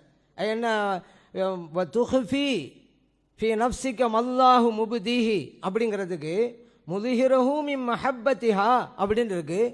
அதுக்காக வேண்டி என்ன ஒரு ஆள் ஒருவர் நேசிக்கிறான்னு சொன்னால் அது காமத்தினால தான் நேசிப்பாங்களே, வேறு நேசமே வராதா? ஏன் உங்களுக்கு சிந்தனை இப்படி போகுது? ஒரு ஆள் ஒரு நேசிக்கிறேன்னு சொன்னால் திறமைக்காக அல்லது பரிதாபப்பட்டு ஏழ்மைக்காக அவர் நல்ல குணத்திற்காக எப்படி பல காரணங்களுக்குனால ஒரு நேசம் வரலாம்ல. இங்கே ஏன் நேசம் வருதுன்னு கேட்டாக்கா, நபிலாம் ஸல்லல்லாஹு அலைஹி வஸல்லம் அவங்களுடைய முறைப்பெண்ணை தானே முடிச்சு வச்சாங்க, இவங்க தான் முடிச்சு வச்சாங்க, பாதிப்பு ஏற்பட்டு போச்சு. இப்போ நம்மளால தானே பாதிப்பு நினைக்கிறாங்க. ஒரு பெண்ணை நேசிக்கிறான்னு சொன்னால் பல காலம் பாதிக்கப்பட்ட பெண்ணை கூட நேசிப்பாங்க. அதுதான் ஒரு மனிதத்தன்மை. நீங்கள் ஏன் காம ஒரு விஷயத்தை கொண்டு வரீங்க? ஏன் உங்கள் சிந்தனை அப்படி போகுது? ஜலாலே அப்படியே போடுறாரு. ஸல்லல்லாஹு அலைஹி வஸல்லம் அவங்களுக்கு ஷஹ்வத் ஏற்பட்டுச்சு, ஜெய்னப் ரலியல்லாஹு மேலே அப்படியே போட்டாங்க. மஹப்பத்துங்கிற வார்த்தை தானங்க. ஒருவர் நேசிப்பது பலகாரங்கிறாம ஏன் நல்ல எண்ணம் கொண்டு வர முடியாதா? ஃபிக்கு கிதாபில் தான் தப்பாக தீய எண்ணம் வச்சுங்க. குர்ஆனுடைய வசனங்கள் விஷயத்திலும் ஹதீஸ் விஷயத்திலும் கூட அப்படி தானா? அல்லாஹ் கூறினதிலையும் நபிலாம் ஸல்லல்லாஹு அலைஹி வஸல்லம் விஷயத்திலையும் சஹாபா பெருமக்கள் விஷயத்திலையும் கூட இப்படி கொச்சப்படுத்தணுமா? இப்படி அசிங்கமாக பேசணுமா? இதோட வெளிப்பாடு போய் ஜலாலில் தான் வாய்ச்சி காமிச்சேன். வேறு என்ன இருக்குது? என்ன அசிங்கம் இருக்குது? மஹப்பத்துங்கிற வார்த்தை இருந்தாலும் அசிங்கமா? அதான் என்னுடைய கேள்வி. சரி, அடுத்து பாருங்கள். நம்ம ஜலாலயம் மார்ஷா ஓய் கொடுக்குறானாங்களா? ஒன்றும் இல்லைன்னு ஆகிப்போச்சு. இல்லைன்னா ஜலாலயில் நபிலாம் ஸல்லல்லாஹு அலைஹி வஸல்லம் அவங்களுக்கு காமத்தினால தான் அப்படி செஞ்சாங்க அப்படின்னு தான் இருக்குது, தப்பாக தான் எழுதிருக்குன்னு அவங்க கொண்டு வரணும். மஹப்பத்துங்கிற வார்த்தை இருந்தால் என்னங்க? இப்போ இதெல்லாம் ஒன்றும் புரிஞ்சுக்கிறங்க. மதுஹப் விஷயத்தை உங்க சொல்கிறதெல்லாம் இப்படி தான் அப்படின்னு நீங்கள் புரிஞ்சுக்கிறணும். கொச்சைப்படுத்தணும்னே நினைக்கிறனால தான். நல்லா டீசெண்டாக சிந்திக்கலாம். சாலிம் ரலியல்லாஹு அன்ஹு அவருடைய பிரச்சனை அப்படித்தான். அசிங்கப்படுத்தணும்னு திட்டம் போட்டுக்கிட்டு கடைசியில் ஃபிக்கு கிதாபு அப்படி இருந்துச்சு, இமாமுடைய கருத்து அப்படி இருந்துச்சு. கடைசி எங்கே போச்சு? நபிலாம் ஸல்லல்லாஹு அலைஹி ஹதீஸ் வரைக்கும் போச்சு. இந்த அசிங்கம், இந்த ஆபாசம். அதான் நல்ல சிந்தனை வேணுங்கிறது. இப்போ நம்ம உம்மு ஹராம் ரலியல்லாஹு அன்ஹா அவங்களுடைய ஹதீஸை சொன்னோம். இதுக்கு எப்படி விளங்குறீங்கன்னு கேட்டோம். இன்னொரு ஹதீஸை நம்ம சொல்கிறோம். அனஸ் ரலியல்லாஹு அன்ஹுடைய தாயார் உம்மு சலைம் ரலியல்லாஹு அன்ஹா அவங்களுடைய வீட்டுக்கு நபிலாம் ஸல்லல்லாஹு அலைஹி வஸல்லம் போவாங்க. உம்மு சலைம் ரலியல்லாஹு அன்ஹா அவங்களுடைய படுக்கையில் படுப்பாங்க. அதே போல் நபிலாம் ஸல்லல்லாஹு தூங்கிட்டு இருக்கும்போது அவருடைய உடம்பிலிருந்து வியர்வை முத்து முத்தா துளித்தது. உம்மு சலைம் ரலியல்லாஹு அன்ஹா அவங்கெல்லாம் எடுத்து சேகரித்தாங்க. நபிலாம் ஸல்லல்லாஹு விடுத்து கேட்டாங்க, என்ன செய்கிறீங்கன்னு. யாரை சொல்லலாம், இது அத்தியபு தீப், மிக நறுமணமிக்கவதாக இருக்கிறது. நர்ஜு பரக்கத்தஹு லி சுபியானினா, எங்கள் குழந்தைகளுக்கு இதை நாங்கள் யூஸ் பண்ணுறோம், அதில் பரக்கத்தை நாங்கள் எதிர்பார்க்குறோம் அப்படின்னாங்க. நபிலாம் ஸல்லல்லாஹு அலைஹி வஸல்லம் சொன்னாங்க, அசப்தி, நீங்கள் செஞ்சு கரெக்டுன்னாங்க. இந்த ஹதீஸ் முஸ்லீமில் இருக்குது. இப்போ இந்த ஹதீஸை நீங்கள் எப்படி விளங்குறீங்க? கொச்சா விளங்க போறீங்களா? அசிங்கமாக விளங்க போறீங்களா? அல்ல இமாம்கள் எப்படி விளங்குறாங்களோ அப்படி விளங்க போறீங்களா? இதுதான் எங்கள் கேள்வி. இமாம்களுடைய கருத்து பெறா விளங்கினா பிரச்சனை இல்லைங்க. அதை விட்டுட்டு போனால் இமாம்கள் சொன்ன கருத்து ஆபாசம், ஃபிக்ஹ் ஆபாசம், அப்படியே போய் சையான ஹதீஸ் ஆபாசம் அப்படி தான் வரும். அவன் ஆபாச களஞ்சியம் அப்படின்ட்டு ஃபிக்கு கிதாபை காரணம் காட்டினவங்க கடைசியில் புகாரி முஸ்லீம் அதையும் ஆபாசம் ஆக்கி கடைசியில் இந்த ஹதீஸை மறுத்த கோஸ்டின் ஒன்று இருக்குதுல்ல, அங்கே கொண்டு போய் நிப்பாட்டணும். அங்கே நிப்பாட்டின பிறகு அந்த குர்ஆன்லையும் விவகாரம் உள்ளதெல்லாம் இருக்குங்க. அதெல்லாம் இப்போ நான் பட்டியல் போடல, யோசிக்க ஆரம்பிச்சா வச்சுக்கிறேங்க. என்னங்க இது அநியாயமாக இருக்குது, இப்படிலாம் இருக்குது, அப்படி இருக்குன்னு சொல்ல ஆரம்பிச்சா வைங்க. இன்றைக்கி சில பேர் அப்படி தானே, அந்த வசனம் இல்லை இந்த வசனம் இல்லைன்னு ஒரு கூட்டம் உண்டாயிருச்சு. அப்புறம் அங்கே போகும். கடைசியில் என்ன ஆகும்? குர்ஆன் வேணான்னு வந்துடும். நான் என்ன சொல்கிறேன், எதுவாக இருந்தாலும் ஒழுங்காக சிந்திங்கிறேன். ஆபாச ஒரு சிந்தனையிலே யோசிக்க வேணாம். இப்போ அப்படி தான் போகுது. ஹதீஸையும் அப்படி தான் வைக்கிறாங்க. இப்போ இந்த ஹதீஸையும் நான் வச்சிருக்கிறேன். இது எப்படி புரிய போகிறீங்க? இமாம்கள் கருத்து பிரகாரமா உங்களுடைய ஆபாச கருத்து பிரகாரம் புரிய போகிறீங்களாண்டு. அடுத்து இவங்க ஒன்று சொல்லிக்கிட்டே இருக்கிறாங்க. ஆரம்பத்தில் சொன்ன என்ன பார்த்து கேட்க வேண்டியதானே, நான் வாசித்த வைக்கிறோம் அப்படின்னாங்கல்ல. நம்ம என்ன சொன்னோம், சரி நீங்கள் அறுத்து வைங்க அப்படின்னோம். இப்போ என்ன சொல்கிறாங்க, இதுக்கெல்லாம் வாசிக்கிற மாதிரி கேட்டுக்கிறாங்க. வாசிக்கணும். ஏன்னா நீங்கள் தான் சொல்லிட்டீங்களே எளிமையாக புரியும்னு சொல்லி ஒரு வசனத்தை தானே வாசிக்க சொல்கிறேன். அங்கங்கே விளக்கமான கேட்கலையில் இருக்கிற குர்ஆனுடைய ஆயத்தை அப்படியே டிரான்ஸ்ஃபர் பண்ணுங்க, இவங்கெல்லாம் புரியுறாங்களா இல்லையான்னு பார்ப்போம். நீங்கள் தான் இமாமோட உதவி இல்லாமலேயே எல்லாம் புரிஞ்சுக்கிற முடியும்னு நீங்கள் வாசிங்க. உங்களால் முடியும்ட்டீங்க, அவங்களால தான் முடியாது, என்னால் முடியும் அப்படின்ட்டீங்க. நீங்கள் செய்யுங்க. குறிப்பாக அந்த 3 வசனங்கள், வாரிசுரிமை சம்பந்தப்பட்ட 3 வசனங்களை அப்படி அர்த்தம் செய்யுங்க. நீங்கள் மக்கள்லாம் புரியட்டும். அடுத்ததாக ராஜி சொன்னிருக்காங்க வஞ்சல மனசமாயி மான். ராஜி சொன்ன தப்புங்கிறேன். அவர் குர்ஆன் வசனத்தை தானே சொன்னாங்க. எதுக்கெடுத்தாலும் சொல்றீங்களே குர்ஆனுக்கு எதிராக யுத்தம் போடுறது தப்புங்கிறீங்களா, அந்த தப்பை நீங்கள் இப்போ பண்ணுறீங்க. அதானே சொல்கிறோம். ராஜிமாம் சொந்த கருத்தாக சொன்னாங்க. அல்லாஹ் வஞ்சல மனசமாய் மான்னு சொல்லியிருக்கிறான். இப்போது வானத்திலிருந்து தண்ணி இங்கே வருதுங்க, பூமியிலேருந்து தண்ணி அங்கே போகுதுங்க. இது விஞ்ஞான முறைப்பெறாலும் நம்ம புரிஞ்சு வச்சுருக்கோம். ஆனால் அல்லாஹ் குர்ஆனில் சொல்லும் பொழுது நான் பூமியில் இருந்து வானத்திற்கு தண்ணி கொண்டு சொல்கிறேன், டைரெக்டாக சொல்லலைங்க. வேறு சில வசனங்கள் தாத்திர் ரஜை நான் ஏற்கனவே சொல்லி காட்டேன், ஜமக்ஷனிமா கூட சொல்லியிருக்கான்னு சொல்லல, அந்த ஆயுன் பெறா நம்ம புரிகிறோம். ஆனால் ராஜிமாம் என்ன சொல்கிறாங்க, தெளிவாக அல்லாஹ் சொன்னது வானத்திலிருந்து இங்கே இறக்குகிறான். வானம்ங்கிறது இங்கே மேகம்ங்க, சமங்கிற வார்த்தை பல இடங்களில் மேகத்தை யூஸ் பண்ணப்படுது. அது அவங்க குர்ஆன் வசனத்துக்கு தானங்க விளக்கம் சொல்கிறாங்க, அவங்கள போய் தப்புங்கிறீங்க. அவனுக்கு சொந்த கருத்தாக சொன்னாங்க, பாக்கெட்லேருந்து எடுத்து கொடுத்தாங்க. அல்லாஹ்வோட வசனத்தை ஓதுனவங்களை போய் தப்பு பண்ணுங்க தப்பு பண்ணுறாங்கங்கிறீங்க. சொந்தமாக சொன்னால் பரவாயில்ல, அல்லாஹ் வசனத்தை ஓதுறாங்க, அல்லாஹ் அப்படி சொல்லியிருக்கிறாண்டு. அதே போல் இன்னொன்று, இப்போ நீங்கள் கேள்வி தான் வைக்கிறீங்க, கேள்வி தான் வைக்கணும் சொல்லலாம். ஆனால் பார்வையாளர்கள், உலகத்திலே இதை பார்த்து கொண்டிருக்கக்கூடிய ஆயிரம் மக்கள் தெளிவாக புரிகிறார்கள். இவர்கள் கேட்ட கேள்விக்கு அங்கே பதில் இல்லை அப்படிங்கிறது. நான் என்ன கேள்விங்கிறீங்க, கேள்வி பதிலாக நடக்குது. நான் தான் உங்களுடைய தலைப்பையை மாற்றுறீங்க. என்ன சொல்கிறீங்க, நீங்கள் ஒன்று சொல்லுங்கள், உங்கள் இமாம்கள் என்ன சொல்கிறாங்க அந்த விளக்கத்தையும் சொல்லிடுங்க. அது தப்பா ரைட்டா நான் சொல்கிறேங்கிறீங்க. தலைப்பாதான் மறுபடியும் படித்து பாருங்க. தலைப்பில் அங்கே என்ன எழுதப்பட்டிருக்கு, குர்ஆனையும் ஹதீஸையும் இமாம்கள் உதவியின்றி விளங்க முடியுமா நான் கேட்குறேன். உங்கள் கருத்தை சொல்லுங்க. அந்த இமாம் சொன்ன ரைட்டா இல்லையான்னு நான் சொல்கிறேன்டா. தலைப்பாதான் இமாம்கள் சொன்ன கருத்து சரியா இல்லையா அப்படின்னு தலைப்பு வந்தா நானும் சொல்கிறேன். இமாம் இப்படி சொல்லியிருக்கிறாங்க, இந்த கருத்து சரியா தப்பா சொல்லுங்க அப்படிங்கலாம். ஏன்னா அப்படியா இருக்குது தலைப்பு. நீங்கள் சொல்லியிருக்கிறீங்க யாருடைய உதவியும் தேவையில்லை விளங்க முடியும்ட்டு தர்ஜமாக எழுதியிருக்கிறீங்க. அதிலே உங்கள் கருத்தை வேறு சொல்லியிருக்கிறீங்க, இதில் வேறு நாங்களே புரிஞ்சோங்கிறீங்க. உங்கள்கிட்ட தர்ஜமாக எழுதியிருக்கிறீங்க, அதைத்தான் கேட்குறோம். இமாம்களுடைய உதவி இல்லாமல் இதை நீங்கள் புரியவில்லை என்பது எங்கள் நிலைப்பாடு.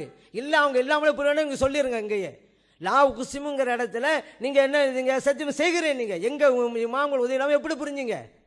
அதே போல் நீங்கள் ஹஜ்ஜுடைய மாதங்கள் 3 மாதங்கள்ங்கிறீங்க, இன்னும் அதில் ஒரு பொய் சொல்கிறீங்க. அந்த எழுத்தில் நபிகள் நாயகத்தின் விளக்கத்தின் மூலம் புரிகிறோங்கிறீங்க. நபிகள் நாயகம் எப்படி விளக்கம் சொன்னாங்க சொல்லுங்கள்.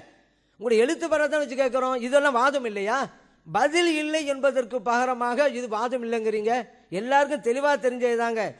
ஏன்னா குர்ஆனுக்கும் ஹதீஸுக்கும் இமாம்களுடைய கருத்து சரியா தப்பா அப்படிங்கிறதல்ல தலைப்பு. அப்படியா தான் நீங்கள் சொல்லலாம். நீங்கள் சொல்லுங்கள் விளக்கம், அது சரியா நான் முடிவு எடுக்கிறேன் நீங்கள் சொல்லலாம். அதான் தலைப்பு. உங்களால் விளங்க முடியுமாங்கிறது. விளங்க முடியும்னா சொல்லுங்களேன். உங்கள்கிட்ட பதில் இல்லை. இமாமுடைய கருத்தை வச்சு தான் மொழிபெயர்த்திருக்கேன். நிறைய இடங்களில் எங்களால் சுட்டி காட்ட முடியும். இப்போ அதுக்கு உங்கள் பதில் இல்லை. யதார்த்தம் அதுதான் பதிலுங்கனால நீங்கள் இப்படி சொல்கிறீங்க. ஆனால் மக்கள் புரிந்து கொண்டு தான் இருக்கிறார்கள். இலாஹு வணக்கத்திற்குரியவன் நாயன் அப்படின்னு போட்டிருக்கிறீங்க. இந்த அர்த்தம் தப்பில்லைன்னு நானும் தான் சொல்கிறேன். இப்போ என்னுடைய வாதம் என்ன, இந்த அர்த்தத்தை எங்கிருந்து எடுத்தீங்க? எங்கள் இமாம்கள் சொல்லித்தான் எடுத்தீங்கிறோம். நீங்கள் என்ன சொல்லணும், உங்கள் இமாம்கள் சொல்லியா நான் எடுக்கலைங்க, நானே இது புரிஞ்சங்க சொல்லுங்களேன். நீங்களே சரிங்களேன்னா சரின்னு தான் நானும் சொல்கிறேன். எங்கள் இமாம் சொல்ல விளக்கத்தையும் புரிந்திருக்கிறீர்கள்.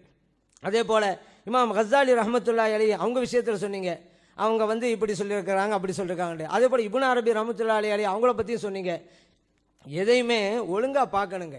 அங்கே அவர் ஃபிரௌன் கடைசி நேரத்தில் என்ன வார்த்தை சொன்னாரோ அதே அல்லாஹு தஆலா குர்ஆனில் சொல்லி காட்டுறான்.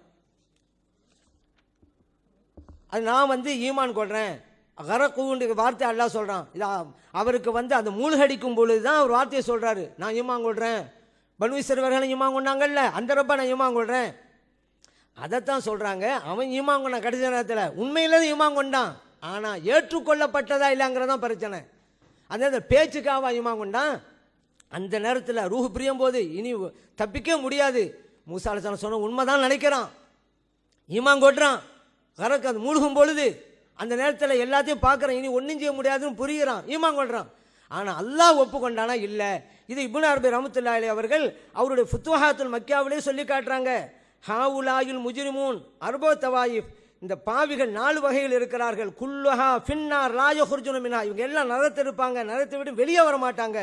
வஹுமுல் முத்தகப்பிரூன் அலல்லாஹ், இவங்கெல்லாம் அல்லாஹ் விஷயத்தில் பெருமை அடித்தவர்கள். ஃபிர்அவுன் வ அம்சாலிஹி, ஃபிர்அவுனும் அவனை போன்றவர்களும், இவங்களுக்கெல்லாம் நிரந்தர நரகம் என்று இப்னு அரபி ரஹ்மத்துல்லாஹி அலைஹி ஃபுதாத் மக்கியால எழுதியிருக்கிறாங்க. அல்லாஹ் சொன்னது உண்மை, அதை நம்ம மறுக்கலாமா? இல்லை ஃபிர்அவுன் அப்படிலாம் சொல்லலைன்னு சொன்னால் ஒரு வசனத்தை இல்லைங்க மறுத்துட்டோம். அவன் சொன்னது உண்மை, அல்லாஹ் ஏற்றுக்கொண்டானா இல்லையா? ஏற்றுக்கொள்ளல. அது அதனால தான் அவங்க சொல்றாங்க நிரந்தர நரகத்திற்கு உள்ள. அவன் இன்னும் கொண்டு வர்றாங்க, மிம்மன் இத்தஆ ருபூபிய்யா லி நஃப்ஸிஹி, நானே ரப்பு என்று சொன்னவன் அவன். வ நஃபஹா அனில்லா, அல்லாஹ்வுக்கு சொந்தமானது அல்லாஹ்வுக்கு இல்லைன்னு சொல்லி எனக்குன்னு சொன்னவன்.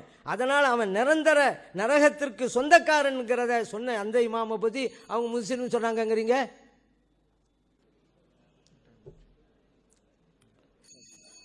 ஜலாலைன் தப்சீரில் வந்து இவங்க சொன்ன மாதிரி இல்லைன்னு இந்த அமர்வில் ஆரம்பித்தாங்க. நம்ம ஜலாலைனை மட்டும் சொல்லலை, மற்ற தப்சீர்கள்லாம் சொன்னோம், அதுக்கு பதில் இல்லை. தபுரி, பகவி, நசஃபி, பைலாவி இதுகளில் எல்லாம் என்ன செஞ்சிருக்குது, அந்த ஜெயினப் சம்பவத்தை அசிங்கமாக எழுதியிருக்கிறார்கள்னு சொன்னோம். அதுக்கு பதில் இல்லை, அது இருக்குன்னு ஒத்துக்கிட்டாங்க அல்ஹம்துலில்லாஹ். இப்போ ஜலாலைனில் சொன்னாங்களே அதுவாச்சும் உண்மையா? வழக்கம் போல் எல்லாம் அந்த பாதி இப்னு அசாக்கிர் இருக்கிறது தான், பாதியை விட்டுட்டு பாதியை மறைக்கிறது. போன தலைப்பில் சொன்னோம்ல, இதில் என்ன இருக்குது? இப்போ நம்ம ஜலாலைனில் அவர் வாய்ச்சார்ல, அடுத்து ஒரு வார்த்தை இருக்குது, அந்த ஒரு வார்த்தை கட் பண்ணி தேவையானது மட்டும் சொல்கிறார். என்ன சொன்னார் அவர்? முலுஹிருஹுமின் மஹப்பத்திஹா, அந்த ஜைனபின் மீது உள்ள அன்பை வெளிப்படுத்தினார்கள். அன்பை வெளிப்படுத்தினார்கள் ஒரு காம பார்வை பார்க்கலாமா? சாதாரண அர்த்தம் தானங்க, அது தானங்க ஜலாலைனில் சொல்கிறாருங்கிறாரு. அடுத்து என்ன சொல்கிறாரு?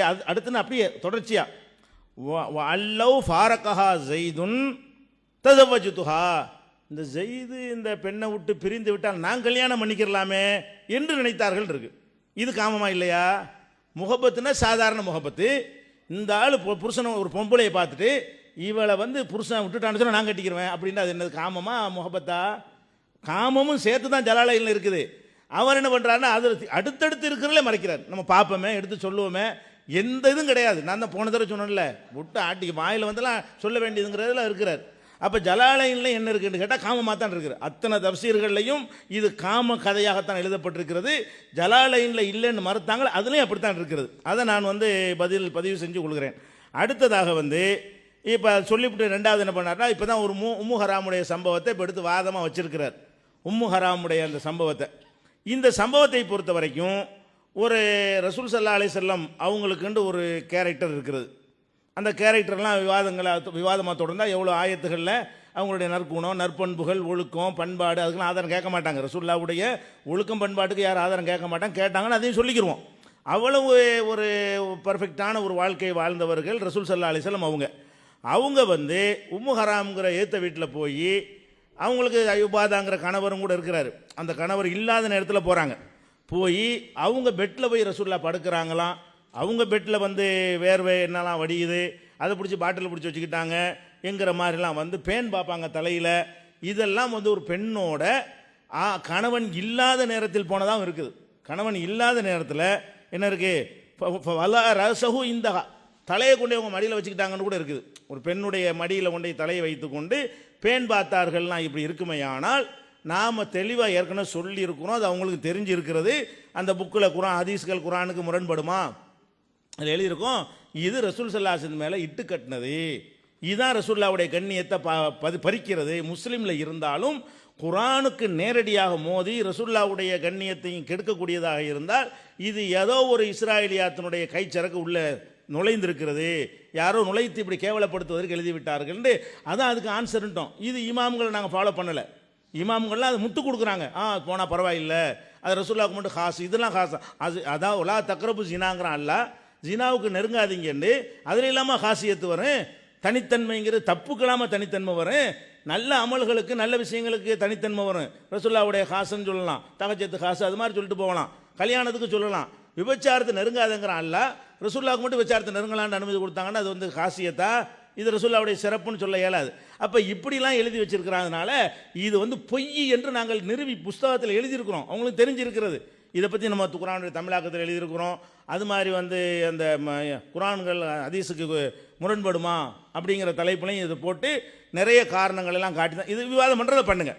அதை வாதமாக பண்ணலாம். இப்போ இந்த ஹதீஸ்க்கு விளக்கம் கேட்டாங்கல்ல, வாதம் வச்சுட்டாங்கல்ல, எங்கள் வாதம் உங்கள் இமாம் சொன்ன மாதிரி ரசூல்லா போய் அந்நிய பெண் மடியில் படுத்து கிடந்தாங்க, பேன் பார்த்தாங்க என்பதை நாங்கள் ஒத்துக்கொள்ளவில்லை. உங்கள் இமாம்கள் அது முட்டுக் கொடுக்கிறார்கள், கேவலப்படுத்துகிறார்கள், நாங்கள் அது பொய் என்று சொல்லுகிறோம் காரண காரியத்தோடு. முடிஞ்சா உங்களை ஃபாலோ பண்ணல, நாங்கள் இதிலிருந்து விளங்குற இமாம்கள் தான் குழப்பியிருக்கிறார்கள் என்று. இந்த அசிங்கத்தை கூட அசிங்கன்னு புரிந்து கொள்றதுக்கு நீங்கள் சொல்லக்கூடிய இமாம்களுக்கு என்ன இல்லை, திராணி இல்லை. மக்கள் மத்தியில் ரசூல்லா ஒரு கேவலமாக ஒரு காமுகராக சித்தரிக்கக்கூடிய வகையில் எழுதி வைத்திருக்கிறீர்கள், நாங்கள் குற்றம் சாட்டுகிறோம். அடுத்து என்னென்னு கேட்டால், அந்த 3 ஆயத்துக்கு அர்த்தத்தை வாசிக்கணுங்கிறாங்க. வாசிக்கிறன்னு அடித்து லட்சக்கணக்காக அடித்து பிரிண்ட கையில் புஸ்தகமாக தானே கொடுத்துருக்குறோம் 3 ஆயத்துக்கு. குரான் தமிழாக வாசிக்கிறதுனா அர்த்தம் நாங்கள் இல்லாத விஷயம் இல்லைங்க. குரான் தமிழாக கையிலான வச்சுக்கிறிய அந்த 3 ஆயத்தை இங்கே வாசிச்சாச்சு, வாதத்தை அங்கேருந்து எடுத்து வைங்க. ஆனால் நாங்கள் கேட்டது நீங்கள் புஸ்தகமாக மொழிபெயர்த்து போடலை இன்னும். இந்த நம்பர் இல்லா 9 இல்லா 8 8 தவிர 7 தவிர 6 தவிரன்றன அது தமிழில் துருள் முக்தான வரல, அது மொழிபெயர்த்து சொல்லுங்கள். நாங்கள் கேட்டதுக்கு மொழிபெயர்க்க மாட்டீங்க. போன அமர்வுல ஒரு பேப்பரை கொடுத்து அர்த்தம் செய்யுங்கன்றன, அதுக்கு அர்த்தம் செய்ய மாட்டேன்ட்டீங்க. அதே மாதிரி இப்போ இப்னு அரபியை நான் என்ன கொடுத்தேன், ஒரு புஸ்தகத்தை கேட்டார். நான் என்ன புஸ்தகத்தை கொடுத்தேன், ஃபுசூசுல் ஹிகம் அப்படிங்கிற புஸ்தகத்தை கொடுத்தேன். அந்த புஸ்தகத்தில் நான் சொன்ன மாதிரி இருக்கும்போது வேற புஸ்தகத்தில் என்ன சொல்லியிருக்காரு தெரியுமான்ட்டு வேற பாயிண்ட்டுக்கு போறாரு. நான் சொன்ன புஸ்தகம் அண்டர்லைன் பண்ணி தாங்கன்றார். அண்டர்லைன் பண்ணி கொடுத்தேன். எதை நான் வாசிக்கணும், எதை வாசி உங்களுக்கு விளக்கம் வேணும்லாம் கேட்டார். அதில் மார்க்கர் பண்ணி இந்த மாதிரி அண்டர்லைன், அதாவது ஹைலைட் மார்க்கரை போட்டு, இது மஞ்சள் கலரில் ப்ளூ கலர் மார்க்கரை போட்டு கொடுத்துருக்குறேன், டிஃப்ரெண்ட்டாக இருக்கட்டும். அப்போ மார்க்கரில் போட்டு நான் அடித்து கொடுத்துருக்குறேன். அந்த மார்க்கர் போட்டதுக்கு அர்த்தம் சொல்லணும். அதில் என்ன சொல்கிறாரு, கபலஹு, அதாவது அல்லாஹ் ஃபிரௌனை கைப்பற்றினான், தாஹிரன் சுத்தமானவனாக, முத்தஹரன் சுத்தப்படுத்தப்பட்டவனாக, லைஸ ஃபீஹி ஷைஉம் மினல் ஹுபுஸி, ஒரு அசுத்தமும் அவனிடத்தில் இல்லாதவனாக அல்லாஹ் கைப்பற்றினான். ஏனால் அன்னஹு கபலஹு இந்த ஈமானிஹி கபல தசிப செய்ய மினல் ஆசாமி, எந்த ஒரு பாவத்தையும் செய்யறதுக்கு முன்னாடி ஈமான் கொண்ட உடனே கைப்பற்றிக்கிட்டான். கடைசியாக ஈமான் கொண்டாலும் 3 கடிக்கும் போது அவங்க கருத்துப்படி ஈமான் கொண்டாகலாம். ஈமான் கொண்டவனை பிடிச்சிட்டதுனால அதுக்கப்புறம் பாவம் செய்யல. அவர் பரிசுத்த ஆத்மா அதோட நிற்கல. ஒல் இஸ்லாமு எஜிப்பு மாக்கான கபுலஹு, இஸ்லாம் அதுக்கு முந்தி உள்ளதை எல்லாம் அழித்து விடும் அப்படின்னு சொல்லி என்ன செய்கிறாரு, அவர் சொல்றார். யார், இப்னு அரபி. அப்போ இப்னு அரபி ஃபிரௌனை முஸ்லீம் என்று சொன்னார் என்று நான் ஒரு பேப்பர் கொடுத்தேனே, அதில் அப்படி இருக்கா இல்லையா? நான் ஒன்று கொடுத்தா நீங்கள் ஃபுத்துஹாத்துல் மக்கியாவில் அவர் முஸ்லீம், அவன் நரகவாசின்னு சொல்லிட்டாருங்கிறீங்க. அப்போ இன்னொரு பாயிண்ட் வருகிறது, இவங்க இடத்துக்கு தகுந்த மாதிரி உளரக்கூடியவர்கள்னு இன்னொரு பாயிண்ட். அதில் விளங்கக்கூடியது என்ன, ஃபுசூசுல் ஹிகமில் ஒரு மாதிரியாக சொல்லுவாங்க, ஃபுத்துஹாத்துல் மக்கியாவில் வேற ஒரு மாதிரியா. இதுதான் இமாம்கள் என்பவர்கள். இவங்க எப்படி இப்போ நம்ம ஷேக் அப்துல்லா அவர்கள் இடத்துக்கு மாற்றி மாற்றி பேசுகிறார்களோ அதே மாதிரி ஃபுசூசுல் ஹிகம்காரர் ஒரு இடத்துல முஸ்லீம்கிறார் ஃபிரௌனை, இன்னொரு இடத்துல காஃபிருங்கிறார் என்று சொன்னால் அதுவே தலைப்பை உறுதிப்படுத்துது. இவர்கள் விளக்குவதற்கு பதிலாக குழப்பி இருக்கிறார்கள். நல்லா ஃபிரௌன் முஸ்லீம் ஆனால் முஸ்லீம் இல்லை, இது குழப்பமா இல்லையா? ஃபிரௌன் முஸ்லீம் தான் ஆனால் முஸ்லீம் இல்லை, இப்படி ஒருத்தர் சொன்னால் நீங்கள் என்ன செய்வீங்க, குழப்பவாதிம்பீங்க. அப்போ அதே மாதிரி தானே ஒரு குழப்பி இருக்கிறாரு. ஃபுசூசுல் ஹிகமில் முஸ்லீம் இல்லை, முஸ்லீம்னு டிக்ளேர் பண்ணி அதில் முஸ்லீம்ல பர்ஃபெக்ட் முஸ்லீம்னு சொல்லிவிட்டு அதில் நரகத்துவாசி தலைவன்டா என்ன அர்த்தம்? நீங்கள் உங்கள் கருத்து தான் என்ன, உங்கள் கொள்கை தான் என்னன்னு கேட்குறேன். அது மாதிரி இருக்கிறது. அது போக இந்த ஃபுத்துஹாத்துல் மக்கியாவோட ஃபுசூசுல் ஹிகம் தான் டாப்பு. ஏன் இந்த ஃபுசூசுல் ஹிகமே ரசூல்லா தான் விட்டதுன்னு சொல்லிட்டு போனான். விட்டு அடிச்சு அதையும் கதை விட்டு அடிக்கிறான். என்னது, நான் ரசூல்லாவை அந்த கனவுல பார்த்தேன், முஹர்ரம் மாதத்துடைய கடைசி 10 பார்த்தோன்னே ஒரு கையில் ரசூல்லா புஸ்தகம் வச்சுருந்தாங்க, இது என்னன்னு கேட்டேன், இதுதான் கிதாபு ஃபுசூசுல் ஹிகம்னு கையில் தந்தாங்க அப்படின்டாக்க அந்த புஸ்தகத்துக்கு சர்டிஃபிகேட் வேறு. அது அந்த கிதாபில் அவங்க கிதாபுக்கு அவ்வளோ மதிப்புரை எழுதுகிறாங்க. அப்படியான ரசூல்லா கொடுத்த கிதாபா, அதில் தான் ஃபிரௌனை முஸ்லீமாக்கி வச்சிருக்குது. அப்போ ஃபுத்துஹாத்துல் மக்கியாவோட இது டாப்பு, அதுலேயே முஸ்லீம். அதுக்கு ஒழுங்காக பதிலை சொல்லுங்கள் என்று நான் என்ன செய்கிறேன், பதிவு செய்து கொள்கிறேன். அதுக்கடுத்து என்னென்னு கேட்டால் இன்னும் சில விஷயங்களை சொல்லுவோம். இப்போ சஜது குரானில் ஒரு வசனம் இருக்குது, நிறைய விஷயங்கள் நாங்கள் புதுசாக வச்சுக்கிட்டு இருக்கிறோம், பதில் மட்டும் சொல்லக்கூடாது. இப்போ சஜது இல்லா இப்லீஸ், இப்லீஸை தவிர எல்லாரும் சைதா செஞ்சார்கள். எல்லாத்துக்கும் வழங்குதா அர்த்தம், வழங்கிடுது. ஆனால் இப்லீஸ்னா என்ன, பேசாமல் இருந்துட வேண்டியான விளக்கம் சொல்கிறாங்க. இப்லீஸ் என்னவென்றால் அவன் இப்லீஸ்னா எப்படி இந்த ஜனம் உற்பத்தி ஆகுதுங்கிற வரைக்கும் போகிறாங்க. இப்லீஸ் என்பவன் தன்னுடைய வாளை, இப்லீஸுக்கு வாள் இருக்கு மாமது, அதை கற்பனை பண்ணிக்கிட்டாங்க. தன்னுடைய வாளை தன்னுடைய பின்துவாரத்துக்குள் நுழைப்பான். நுழைத்த உடனே இது அவிச்ச முட்டை இல்லை, முட்டை போடுவான். அதில் இருக்கு. அதாவது யுதுகிலு தனபஹு ஃபீ துபுரிஹி, யுதுகிலு தனபஹு ஃபீ துபுரிஹி. அவன் சிரிக்க வேணாம், அவனுடைய நான் சொல்ற வார்த்தை இருக்காடாவது, அவனுடைய வாளை அவனுடைய பின்துவாரத்தில் போட்டவுடனே இப்போ எபியுலு பைலத்தன் ஒரு முட்டையை போடுவான். அந்த முட்டை வெடித்து நிறைய சைத்தான்கள் உண்டாவார்கள் அப்படின்னு சொல்லிட்டாங்களா. அதுக்கடுத்து அந்த இப்போ இப்லீஸ் வந்து பொம்பளையை தான் கற்பனை பண்ணுறாங்க. அவள் என்ன செஞ்சாலாம் அந்த இப்லீஸ் பொம்பளை, பாலத்து தலாசீன பைலாம் 30 முட்டை போட்டாலாம். அஷ்ரன் ஃபில் மஷ்ரிக்கி, மஷ்ரிக்கில் வந்து கீழ் திசையில் 10, அஷ்ரன் ஃபில் மகரிபி மேற்கு திசையில் 10, அஷ்ரன் ஃபி வஸ்தில் அர்லி நடு பூமி நடுவில் ஒரு 10 முட்டையை போட்டாலாம். இந்த 3 முட்டையில் இருந்து தான் அக்காரிபு, கைலானு, கத்தாரியா, ஜானு இப்படி பல பேர்களில் எக்கச்சக்கமான சைத்தான்கள் வந்து உண்டாகிவிட்டார்கள். இது என்னங்கிறேன், இப்லீஸை தவிர எல்லாரும் சைதாச்சும் போய்கிட்டு இருப்பீங்களா? இப்லீஸுக்கு துபுரை கற்பனை பண்ணி, வாழை கற்பனை பண்ணி, முட்டையை கற்பனை பண்ணி, இது என்னங்கிற 30 முட்டை போடுறது, ஒரு முட்டையில் ஆயிரக்கணக்கு, இது இதை விளக்கமா? அப்போ குர்ஆன் ஹதீஸ்னு சொல்லி விளங்குறதுக்கு பதிலாக கூத்தடிச்சிருக்கிறாங்க. இதை போய் விளக்கம்ங்கிறீங்க. இது வந்து ரூஹுல் பயான்கிற கிதாபில் என்ன செய்யிருக்கு, இந்த மாதிரிலாம் எழுதி வச்சிருக்கிற காட்சியை பார்க்குறோம். அதுக்கப்புறம் அந்த ரூஹுக்கு கூட ஒன்று கேட்டார், ரூஹை கொண்டு உயிரோட்டமான கட்டளை எதை வச்சு செஞ்சீங்கன்னு கேட்டார். அதை வாதமாக வைக்கிட்டு நம்ம அதுக்குள்ள விளக்கத்தை சொல்லிடுவோம். ஆனால் ஒரு ரூஹுக்கு ஊங்க விளக்கம் கொடுத்துருக்கிற கதை தெரியுமா?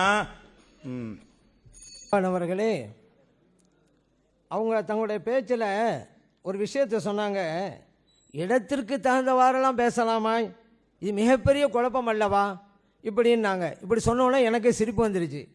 ஏன்னா இந்த இடத்திற்கு தகுந்தவாறு கருத்தை சொல்கிறதுங்கிறது அவங்களுடைய வழக்கங்க. இது ஒன்றும் தேவையில்லை. இப்போ அவங்களுடைய பேச்சில் என்ன சொன்னாங்க, உம்மு ஹராம் ரலியல்லாஹு அன்ஹா அவங்க விஷயத்தில் எப்படி வீட்டுக்கு போகலாம், எப்படி பேணு பார்க்கலாம், இதெல்லாம் அசிங்கம் இல்லையா, இது யாரோ இணைச்சிருக்கிறாங்க அப்படிலாம் சொன்னாங்கல்லங்க. சொன்னாங்களா? இப்போ பாருங்கள், இது ஏகத்துவம் பத்திரிக்கைங்க, சமீபத்தில் வந்தது தான், ஆகஸ்ட் 2010. இதில் சஹாபா பெருமக்களை காபிராக்கிறதுக்காக வேண்டி இந்த ஹதீஸை எது ஆபாசம் சொன்னாங்களோ, இப்படிலாம் செய்வாங்களான்னு சொன்னாங்களோ, இதெல்லாம் எடுக்கக்கூடாது, சரியான ஹதீஸு குர்ஆனுக்கு முரண்படுறதுனால நாங்கள் எடுக்க மாட்டோம் அப்படின்னு சொன்னாங்கல்ல. இப்போ சொன்ன ஹதீஸ் உம்மு ஹராம் ரலியல்லாஹு அன்ஹா சம்மந்தப்பட்ட ஹதீஸு, அதே ஹதீஸை இங்கே கொண்டு வந்திருக்கிறான். எதுக்கு? சஹாபா பெருமக்களை காபிராக்கிற விஷயத்தில். ஏன்னா அதில் வந்து அவளே சொல்கிறான், இதே உம்மு ஹராம் ரலியல்லாஹு அன்ஹா அவங்களுடைய ஹதீஸ் தாங்க. அல்லாஹ்வின் தூதர் ஸல்லல்லாஹு அலைஹி வஸல்லம் அவர்கள் மில்ஹானின் மகளான உம்மு ஹராம் ரலியல்லாஹு அன்ஹா அவர்களின் வீட்டிற்கு சென்றார்கள். அங்கு சாய்ந்து அமர்ந்து உறங்கிக் கொண்டிருந்து பிறகு வெளித்தெழுந்து பேன் பார்க்கறது மட்டும் விட்டுவிட்டாங்க. அது ஹதீஸ், அதே ஹதீஸ் தான். தனியாக இருந்த இப்போ சொன்னாங்கள்ல, தனியாக போய் இருப்பாங்களாண்டு, தனியாக தான் இருந்தாங்க. விழித்தெழுந்து சிரித்தார்கள். நம்ம ஏற்கனவே சொல்லி உங்களுக்கு சொன்ன ஹதீஸ் தான். சிரித்தார்கள். உம்மு ஹராம் ரலியல்லாஹு அன்ஹா, அல்லாஹ்வின் தூதரே ஏன் சிரிக்கிறீர்கள் என்று கேட்டார்கள். அதற்கு நபி அவர்கள், என் சமுதாயத்தில் சிலர் அல்லாஹ்வின் பாதையில் போர் புரிவதற்காக கடலில் பயணம் செய்வார்கள். அவர்களுடைய நிலை கட்டில்களில் சாய்ந்து வீற்றிருக்கும் அரசர்களை போன்றதாகும் என்று கூறினார்கள். மேற்கண்ட ஹதீஸில் நாசுன் மின் உம்மத்தி, என்னுடைய சமுதாயத்தில் சிலர் என்று பொதுவாக குறிப்பிடும் நபி ஸல்லல்லாஹு அலைஹி வஸல்லம் அவர்கள் தடாகம் தொடர்பான ஹதீஸில் நாசும் மின் அஸ்ஹாபி, என்னுடைய தோழர்களில் சிலர் என்றே குறிப்பிட்டுள்ளார்கள். பார்த்தீங்களா, அவங்க சொல்கிற ஒரு கருத்தை நிரூபிக்க இந்த ஹதீஸ் கொண்டு வர்றாங்க. அந்த ஹதீஸை நூற்கள் புகாரியும் போட்டுக்கிறாங்க, முஸ்லீம் போட்டுக்கிறாங்க. இப்போ யாரும் முன்னுக்கு பின் முரணா இருக்கிறதுங்க? முன்னுக்கு பின் முரண் இப்போ யாரு? முன்னுக்கு பின் முரணா இருந்தால் குழப்பம்டா. மிகப்பெரிய குழப்பத்துக்கு சொந்தக்காரர்கள் இப்போ அவங்க தானங்க. அதைத்தான் நம்ம சொல்கிறோம். இப்போ இதுலேருந்து புரிஞ்சுக்கிறோங்க. அடுத்து ஜலால்னு நம்ம மறைச்சிட்டோமா, தமிழில் சொன்னதை கேட்கணும். எல்லாத்தையும் அரபி வாசிச்சுட்டு இருக்க முடியாதுங்க. ஏன்னா 10 நிமிஷம் நான் தமிழில் சொல்லிட்டேன். ஏன் தெரியுமா மஹப்பத்து வச்சாங்க? அப்போது நான் விளக்கம் சொல்கிறேன். நம்மனால தானே ஒரு முறைப்பெண், நம்ம தானே அவங்களுக்கு திருமணம் செஞ்சு வச்சோம், இப்போ பாதிக்கப்பட்டிருக்காங்களே, அப்படிங்கிறதுனால ஒரு இரக்கத்தின் மேலே கூட மஹப்பத்து வந்திருக்கு, காமங்கிறதல்ல. இப்போ என்ன உங்களுக்கு வாட்சி காமிச்சல என்ன இருக்குது? ஸைத் ரலியல்லாஹு அன்ஹு அவங்கள பிரிஞ்சிட்டாக்கா நம்ம திருமணம் முடிச்சு கொள்ளலாம். ஏன் நம்மளால பாதிக்கப்பட்ட பெண், இப்போ அவங்கள கூட என்ன விளக்கம் கொடுப்பாங்க? சல்லல்லாஹு பல திருமணம் செஞ்சாங்கல்ல, ஏன் ஸைனப் ரலியல்லாஹு அன்ஹா அவங்கள திருமணம் செஞ்சாங்க? எந்த காரணத்தை சொல்லுவோமோ அந்த காரணத்து முரணாக இங்கே வாசம் என்ன இருக்கிறது? அவங்க விட்டுட்டாக்கா நம்மால் ஒரு பெண் பாதிக்கப்படக்கூடாது அப்படிங்கிறதுக்காக தான் லவ் ஃபாரகஹா ஸைதுன் தஸவ்வஜ்துஹா. இதில் எங்கே காமம் இருக்குன்னு கேட்குறேன். சும்மா விட்டுட்டாங்களாம், பாதி விட்டு பாதி படிக்கிறேன்னா, நான் தமிழில் சொல்லிட்டேன், அப்படியே நான் படித்தாலும் இங்கே என்ன இருக்குது? அவங்க விட்டுட்டா நான் முடிச்சுக்கிறேங்கிறாங்க. நம்மால் ஒரு பெண் பாதிக்கப்படக்கூடாது. பல திருமணங்கள் செய்தார்கள். என்ன காரணம் இருக்குமோ சொல்கிறோமா இல்லையா?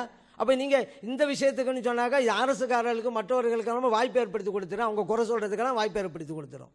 எந்த நோக்கம் பண்ணால் அப்போ விளக்கம் சொல்கிறேன். மஹப்பத்துங்கிறது பல வகை, இரக்கம், பாதிக்கப்பட்டிருக்கிற இறக்கம்லாம் சொன்னேன். இந்த வாசம் வந்துருச்சுல, நான் என்னது விட்டுட்டேன்? காமங்கிற வார்த்தை இருந்தால் அதையே நான் மறைச்சு விட்டேன். அப்படி இருக்குதாங்க. அதனால் எதை வேண்டுமானாலும் சொல்லலாம் அப்படின்னு நினைக்க வேணாம். எது இருக்குதோ அதை சொல்லுங்க. அடுத்து என்ன சொல்றாங்க, எல்லாத்தையும் கொச்சப்படுத்தும். இது சமுதாயம் உணரணும். இப்பதான் வாதத்துக்கு வந்திருக்கிறாங்க. இப்படி இழுக்கிறதுக்கு தான் எங்களுக்கு வெற்றி. ஏன் தெரியுமா, இவங்க ஃபிக்ஹை மட்டும் கொச்சப்படுத்தலை, இமாம்களை கொச்சப்படுத்தலை, சஹாபா பெருமக்களை கொச்சப்படுத்துறாங்க, அசிங்கப்படுத்துறாங்க, ஹதீஸுகளை ஆபாசப்படுத்துறாங்க. அப்படிங்கிற சமுதாயத்துக்கு அரங்கேற்ற வேண்டும் என்பதற்காக தான் பிடிச்சி இழுத்தோம். இப்போ வந்திருக்காங்க வாதத்துக்கு. அந்த வரைக்கும் சந்தோஷம். அடுத்து இன்னொரு விஷயம் அவங்க சொன்னாங்க, முஹராம் ரலியல்லாஹு அன்ஹு வீட்டுக்கு போவாங்க, பேணு பார்ப்பாங்க, மடியிலங்கிற ஒரு வார்த்தையை சொன்னாங்க. அந்த மடிங்கிற வார்த்தை ஹதீஸில் எந்த கிதாபில் இருக்குங்கிறத நான் தருமாறு கேட்டுக்கொள்கிறேன். மடின்ற வார்த்தையை சொன்னாங்க, மடியில் சல்லாசனம் படுத்தாங்கங்கிறத ஹதீஸ் கிதாப் தரணும் அப்படிங்கிறது இப்போ நான் கேட்டுக்கொள்கிறேன். இல்லாட்டி ஏன்னா சல்லல்லாஹு விஷயத்தில் நினைச்சதெல்லாம் சொல்லியிருக்கோம் அப்படின்ட்டு வந்துடக்கூடாதுல்ல, அதனால தான். அடுத்து இப்னு அரபி ரஹமத்துல்லாஹி அலைஹி அவர்கள் விஷயத்தில் ஏதோ நம்ம மறைச்சதா சொன்னாங்க. எல்லாம் மறைக்கலைங்க. எந்த கிதாபு சொன்ன அந்த கிதாபில் அவங்க வாய்ச்சாங்கல்ல. இப்போ குர்ஆன்ல அல்லாஹு தஆலா என்ன சொல்றான், ஹத்தா இதா அதரகஹுல் கரகு, அந்த ஃபிரௌனுக்கு அந்த மூழ்குதல் வந்தபோது கால ஆமன்து அன்னஹு லா இலாஹ இல்லல்லதி ஆமனத்து பிஹி பனு இஸ்ராயில், பனு இஸ்ரவேலர்கள் எந்த இலாஹை ஈமான் கொண்டாங்களோ அந்த இலா நானும் ஈமான் கொள்றேன். அனமினல் முஸ்லிமீன், நான் முஸ்லீமில் ஒரு ஆளு தான். அப்படி அவன் சொன்னது உளப்பூர்வமாகவா சும்மா பேச்சு சொன்னான் அந்த நேரத்தில். அவ்வளோ அநியாயம் பண்ணான். அதனால இன்னைக்கு அவன் நரகத்தில் தான். இதில் எந்த வேறுபாடும் இல்லை. இப்னு அரபி ரஹ்மத்துல்லாஹி அவங்களும் சொல்லிட்டாங்க. ஆனால் இந்த சொன்ன நேரத்தில் எப்படி இருந்தான், அவனுடைய அந்த ஈமான் ஏற்றுக்கொள்ளப்படாது. ஏன் அல்லாஹ் பிரான் சொல்லிட்டான், வக்கத் அசைத்த கபுலு. அப்படின்னா இப்போ நீ உணர்ந்து சொல்ற, இன்னும் முன்னாலே எப்படி நடந்தது, அதான் அல்லாஹ் தஆலா தானே சொல்றான். இதை தான் அவங்க சொல்றாங்க. அந்த நேரத்தில் அவன் எப்படி இருந்தான் அப்படிங்கிறதான் கருத்தை தவிர, இல்லை மூமினா தான் போனான், மறுமையிலே அவன் சொர்க்கத்தில் தான் இருப்பான் அப்படின்னு சொன்னாங்களா? அப்படி நீங்கள் சொன்ன வாசகத்தில் அப்படி இருக்குதா? சரி, அந்த இடத்த அவங்க சொல்றாங்கல்ல, அந்த நேரத்தில் உண்மையாகவே தான் அந்த வார்த்தையை சொன்னான்டாங்கல்ல, அது இல்லைங்கிறீங்களா நீங்கள் அந்த நேரத்தை? ஏன்னா உண்மையை பார்க்கும் பொழுது எப்படி உண்மைக்கு மாறாமல் சொல்ல முடியும்? ஒவ்வொரு ஆளுக்கும் இது ஏற்படும். கடைசி நேரத்தில் இதை உணர்ந்து சொல்லும் பொழுது அவங்களுடைய ஈமான் பலனளிக்காது. ஏன்னா கடைசி கட்டாது. அதே நிலையை தான் அவன் அடைகிறான். அதை தான் அல்லாஹ் சொல்லி காட்டுறான். இப்போ நீ சொல்றது பொய்ன்னு சொல்லலை. இதுக்கு முன்னாலே எப்படி இருந்த, வக்கத் அசைத்த கபுலு, இப்போ வேணாலும் முஸ்லிம் சொல்லலாம், ஈமான் சொல்லலாம். முன்பு மாறு செய்தாய், ஓ குந்தம் செய்தி, முன்பு நீ அநியாயம் செய்தாய், குழப்பம் செய்தாய், அதனால் வெற்றி பெற முடியாதுங்கிறது.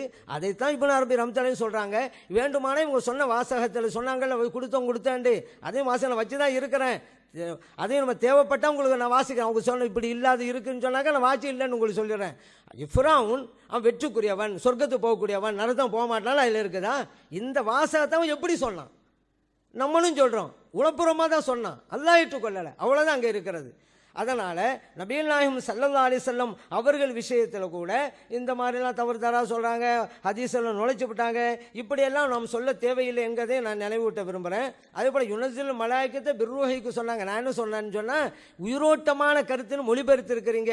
அப்படியா இருக்கிறது? யுனஸில் மலாய்க்கத்தை பிர்ருஹமின் அம்பரிங்கிறத நீங்கள் மொழிபெயர்த்த மாதிரி மக்கள் சொல்லி காமிங்க, மக்கள் விளங்கட்டும் அப்படின்னு நான் சொன்னேன். ஏன்னா உயிரோட்டமான கருத்துன்னு ஒன்று அங்கே கிடையாதுங்க.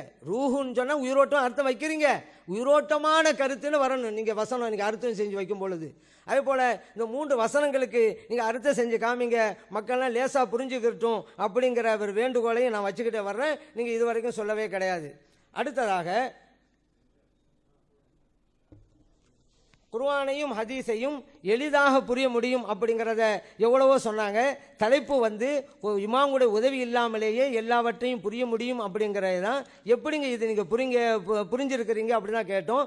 இமாம்கள் என்ன சொல்லியிருக்கான்னு சொல்லுங்க. நீங்கள் தலைப்பு அது அல்ல. குர்ஆனுடைய வசனத்துக்கு இமாம்கள் சொன்ன கருத்து சரியா தவறாங்கிறதல்ல. அப்படி இருந்தால் நான் சொல்லுவேன், நீங்கள் தவறுங்களாம் அல்லது ரைட்டுங்களாம். இப்போ அதல்ல, உங்களால் விளங்க முடியுமாங்கிறது தான் நான் கேட்குறேன். நீங்கள் திடீர்னு இப்போ இதுக்கு மட்டும் சாலிம் ரலியல்லாஹு விஷயத்தில் நீங்கள் சொல்லிட்டீங்க, உம்மு ரலியல்லாஹு அன்ஹா அவங்க விஷயத்தில் வந்துட்டீங்க, அப்படி வாதத்துக்கு வாங்க. அப்படி நான் எடுத்து வச்சு எல்லாத்துக்கும் வாதத்துக்கு வாங்கங்கிறோம். கடைசி நேரத்தில் பதில்ங்க பேரில் சொல்லிட்டாக்கா அது விவாதமாகவே அமையாது அப்படிங்கிறதையும் நான் நினைவூட்ட விரும்புகிறேன். அதே போல் யூசுப் அலைஹிஸ்ஸலாம் அவர்கள் விஷயத்தில் அல்லாஹு தாலா சொல்லி இருக்கிறான். அது நீங்கள் அதை யூசுப் ஜலீஹா அலைஹிஸ்ஸலாம் அவர்கள் சொன்ன கருத்தை யூசுப் அலைஹிஸ்ஸலாம் சொன்னதாக நீ மொழிபெயர்த்து இருக்கிறீங்க, அதுக்கு என்ன ஆதாரம் அப்படிங்கிறத நீங்கள் சொல்லணும். ذَلِكَ لِيَعْلَمَ أَنِّي لَمْ أَخُنْهُ بِالْغَيْبِ, மறைவாக நான் இருந்தபோது அவருக்கு நான் மோசடி செய்யவில்லை என்பதை அவர் அறிவதற்காக அப்படிங்கிற வாசகத்தை நீங்கள் யூசுப் அலைஹிஸ்ஸலாம் சொன்னதாக எழுதியிருக்கிறீங்க. யூசுப் அலைஹிஸ்ஸலாம் தான் சொன்னாங்கிறத எப்படி புரிஞ்சுங்க அப்படிங்கிறதை நீங்கள் எங்களுக்கு விளக்கணும். அதே போல இது காலூல யூசுஃபு வ அஹூஹு, யூசுப் அலைஹிஸ்ஸலாம் அவர்களும் அவருடைய சகோதரரும் அஹப்பு இலா அபினா, நம்ம தந்தைக்கு ரொம்ப நெருக்கமாக இருக்கிறாங்க மின்னா நம்மளை விட என்று யூசுப் அலைஹிஸ்ஸலாமுடைய சகோதரர் சொன்னதாக உள்ள வசனத்துக்கு நீங்கள் விளக்கம் கொடுக்கிறீங்க. யூசுஃபும் அவரது ஒரு சகோதரரும் யக்கூப் நபியின் இரண்டாம் தாரத்து பிள்ளைகளாகவும் மற்ற சகோதரர்கள் மூத்த தாரத்து பிள்ளைகளாகவும் இருந்திருக்க வேண்டும்ங்கிறீங்க. இந்த விளக்கத்தை எங்கிருந்து எடுத்தீங்க? குர்ஆன்லேருந்து எடுத்தீங்களா, ஹதீஸ்ல எடுத்தீங்களா, அல்ல இமாம்கள் சொன்னதை எடுத்தீங்களா? உனக்கு இமாம்களை சொல்ல நேரடியாக எடுத்தேன்னு சொல்லுங்கள், இல்லை குர்ஆன் ஹதீஸ்னு சொல்லுங்கள். ஆக எதுவாக இருந்தாலும் நீங்கள் பதில் சொல்லணும். உங்களுக்கு சொன்னதில் தான் வச்சு கேட்குறோம். நீங்கள் உங்களுக்கு தப்சீல் எழுதியிருக்கிறீங்க, எங்கள் இமாம்கள் சொன்ன கருத்து நீங்கள் எடுத்திருக்கிறீங்க. சில இடங்களில் நீங்கள் தப்பான கருத்து சொல்லியிருக்கிறீங்க. அதை சுட்டி காட்டுவதற்கு தான் இந்த வாதம் நடைபெற்று இருக்கிறது. உரிய முறையில் உங்களோட விவாதத்தை தொடருங்க அப்படின்னு கேள்வி கேட்குறேன். அதே போல் சாலிம் ரலியல்லாஹு அன்ஹு அவங்க விஷயத்தை தொடங்கின மாதிரி எல்லா விஷயத்தையும் வாங்க, நம்ம விவாதிப்போம். எது சத்தியம்ங்கிறத மக்கள் புரிந்து கொள்ளட்டுமே. ஏன்னா